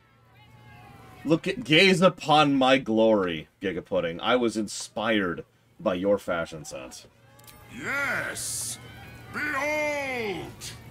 Akabi's Wheel of Wonders. Spin! To win prizes beyond your tiny imagination and make your miserable life more bearable. What kind of things can I win? Akabi has traveled across the plains, burning and conquering all. Win the spoils of such conquest. Or, if luck smiles upon you, win the grand prize, the jackpot. And what's the jackpot? No more questions. Spin or don't. Okay. Well, sure. I mean, if this is an actual djinn, they did something somewhere. Which wouldn't surprise me. In a lot of fiction that has, you know, this kind of thing, circuses are usually run by a high-level adventurer who's retired and, you know, wants to have some fun. So they usually have access. They can tap some resources, you know. So I can believe this actually being a djinn. Let us see if you have luck's favor. You notice a glint in Akabi's beard. As it glows, the wheel moves away from the jackpot. He is cheating. Alas! No jackpot for you, ugly one. But you may have this. Djinn run a bit of a gradient, as a lot of things do in this setting, but I would consider djinn decently high level. At least middle high, you know. So, you're cheating. You dare speak to me as if we were equals? You are a scrap of food in my teeth. The dirt beneath my fingernails. You are nothing. I am, however, feeling gracious, so I will forget this and allow you to spin again. Or I can turn you into something vile. Choose! I mean, I like several of these options, honestly. So, I'm going to open it up. Do you want me to... Do you want me to do your worst, dude? So 1 or 3, essentially. 1 or 3. What do you think?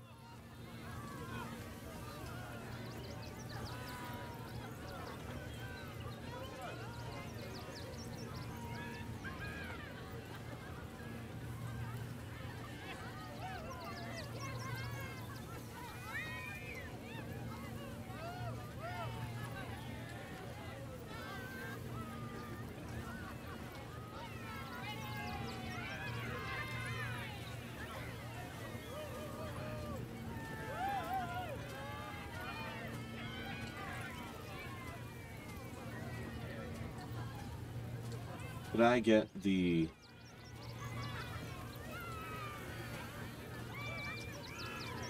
blue one instead, please? Question mark.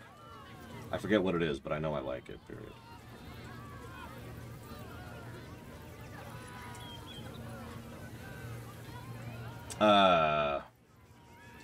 Looks like we're going with 3. Behold! My fury! We're now a cheese wheel! Sweet! Prizes found only in the most exotic of plays.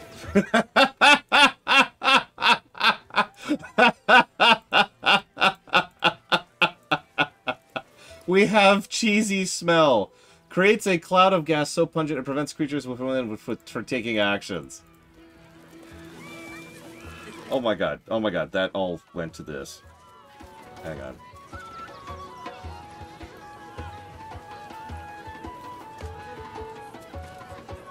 That's the one, comma. Please and thank you. Period. Sorry for the trouble. Period.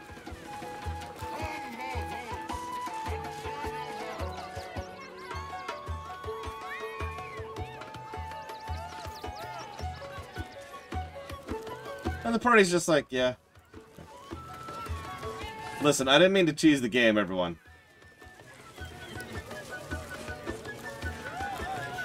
The fact that, I mean, it's a simple animation, but the fact that they bothered. Nope, I didn't mean to get that. No, don't do that. What to do? If not over, then through.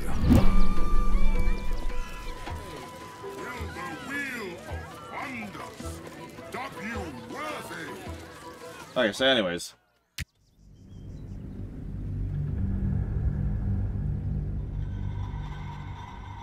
Oh my god, this app is so terrible.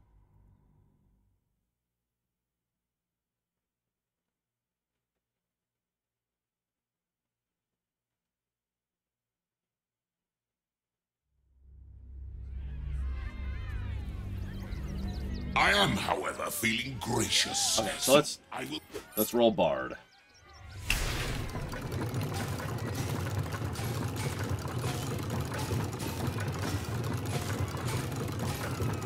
You know, I'd love to hear about the adventures of such a famous djinn.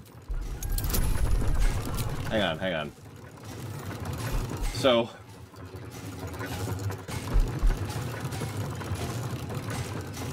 we have plus 16 to this. Because we're a bard. And so that means the only way we could fail this is if we roll a 1. This is like when my mug in the other campaign would roll stealth. I'm like, alright, roll stealth. Okay, 28. Alright, you vanish. Because I super spec'd for stealth, and it was consistently a good idea. Akabi is more than a genie. He is the most magnificent and wondrous being in the realms. In fact, impossible. You sneak! You cheated! What? Hang on. So safe. Let's save. Before I get turned into cheese again. Much as I like being turned into cheese. You might say it was the Brylight of my life. So did you. I just evened the odds. Enjoy the jackpot, muley turd! Oh, wait. What? Damn that Ginny. Where am I? I'm in the jungle.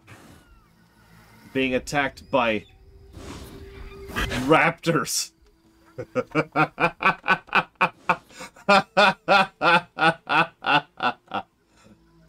Okay.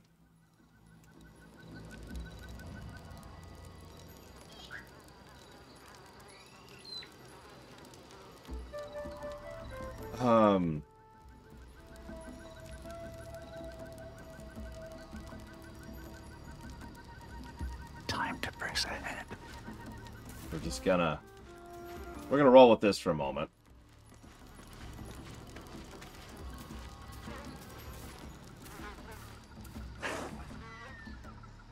I'll look around for a second.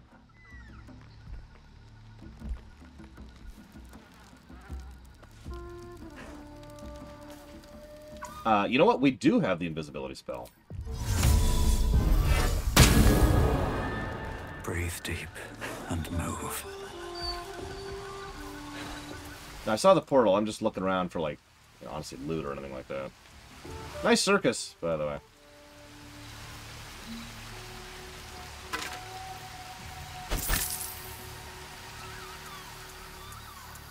Yeah, we can just roll through here as cheese. Don't worry, they're predators. They don't care. We got 6 more turns. 6 more turns.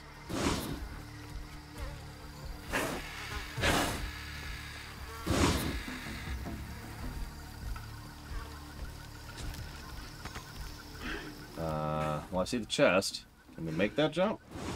Yeah, we can make that jump.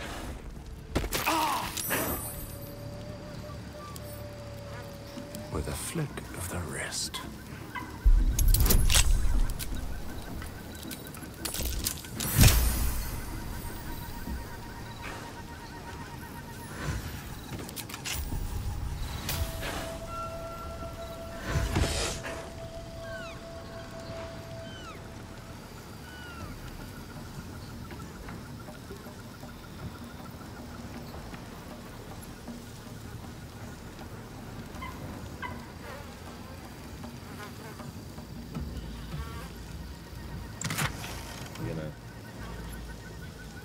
Oh. Okay.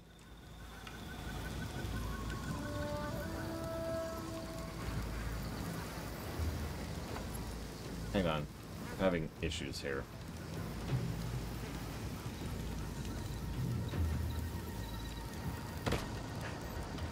Okay, fine. Whatever. We'll do it here. Sorry. Give me a second. I'm gonna have to chop off soon anyways. So... Awesome, comma.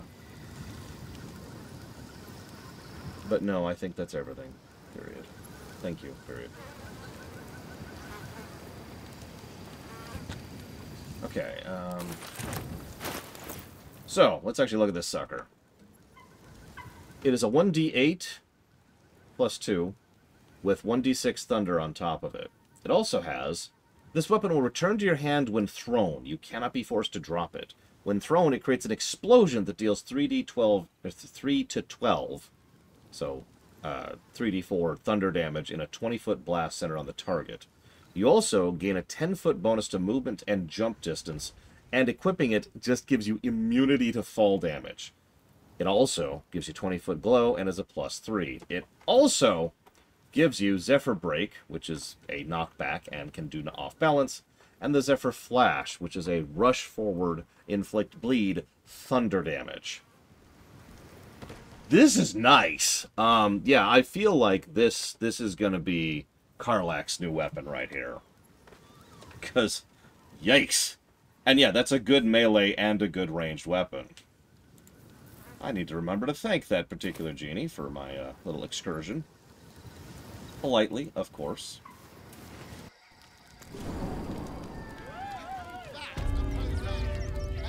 We, of course, come out of the outhouse, because where else would we?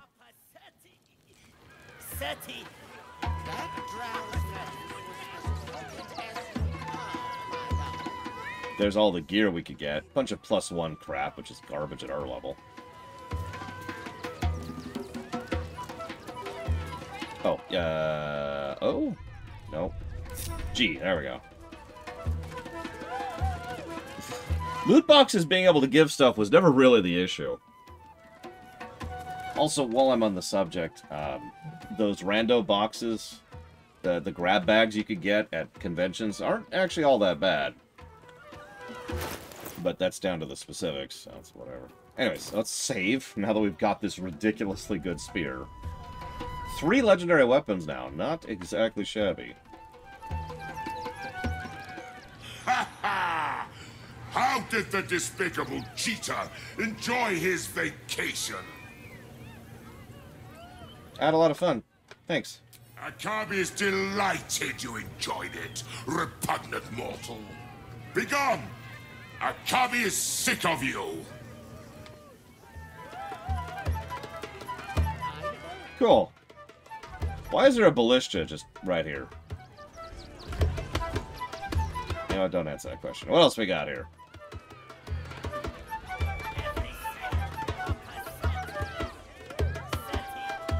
You know what, actually, hang on. Let's go ahead and chop off here, because I gotta do some work getting the AC unit installed. I can't wait to have functional AC, I hope. So hopefully the next time you see me, I might actually have air conditioning. See you in a bit.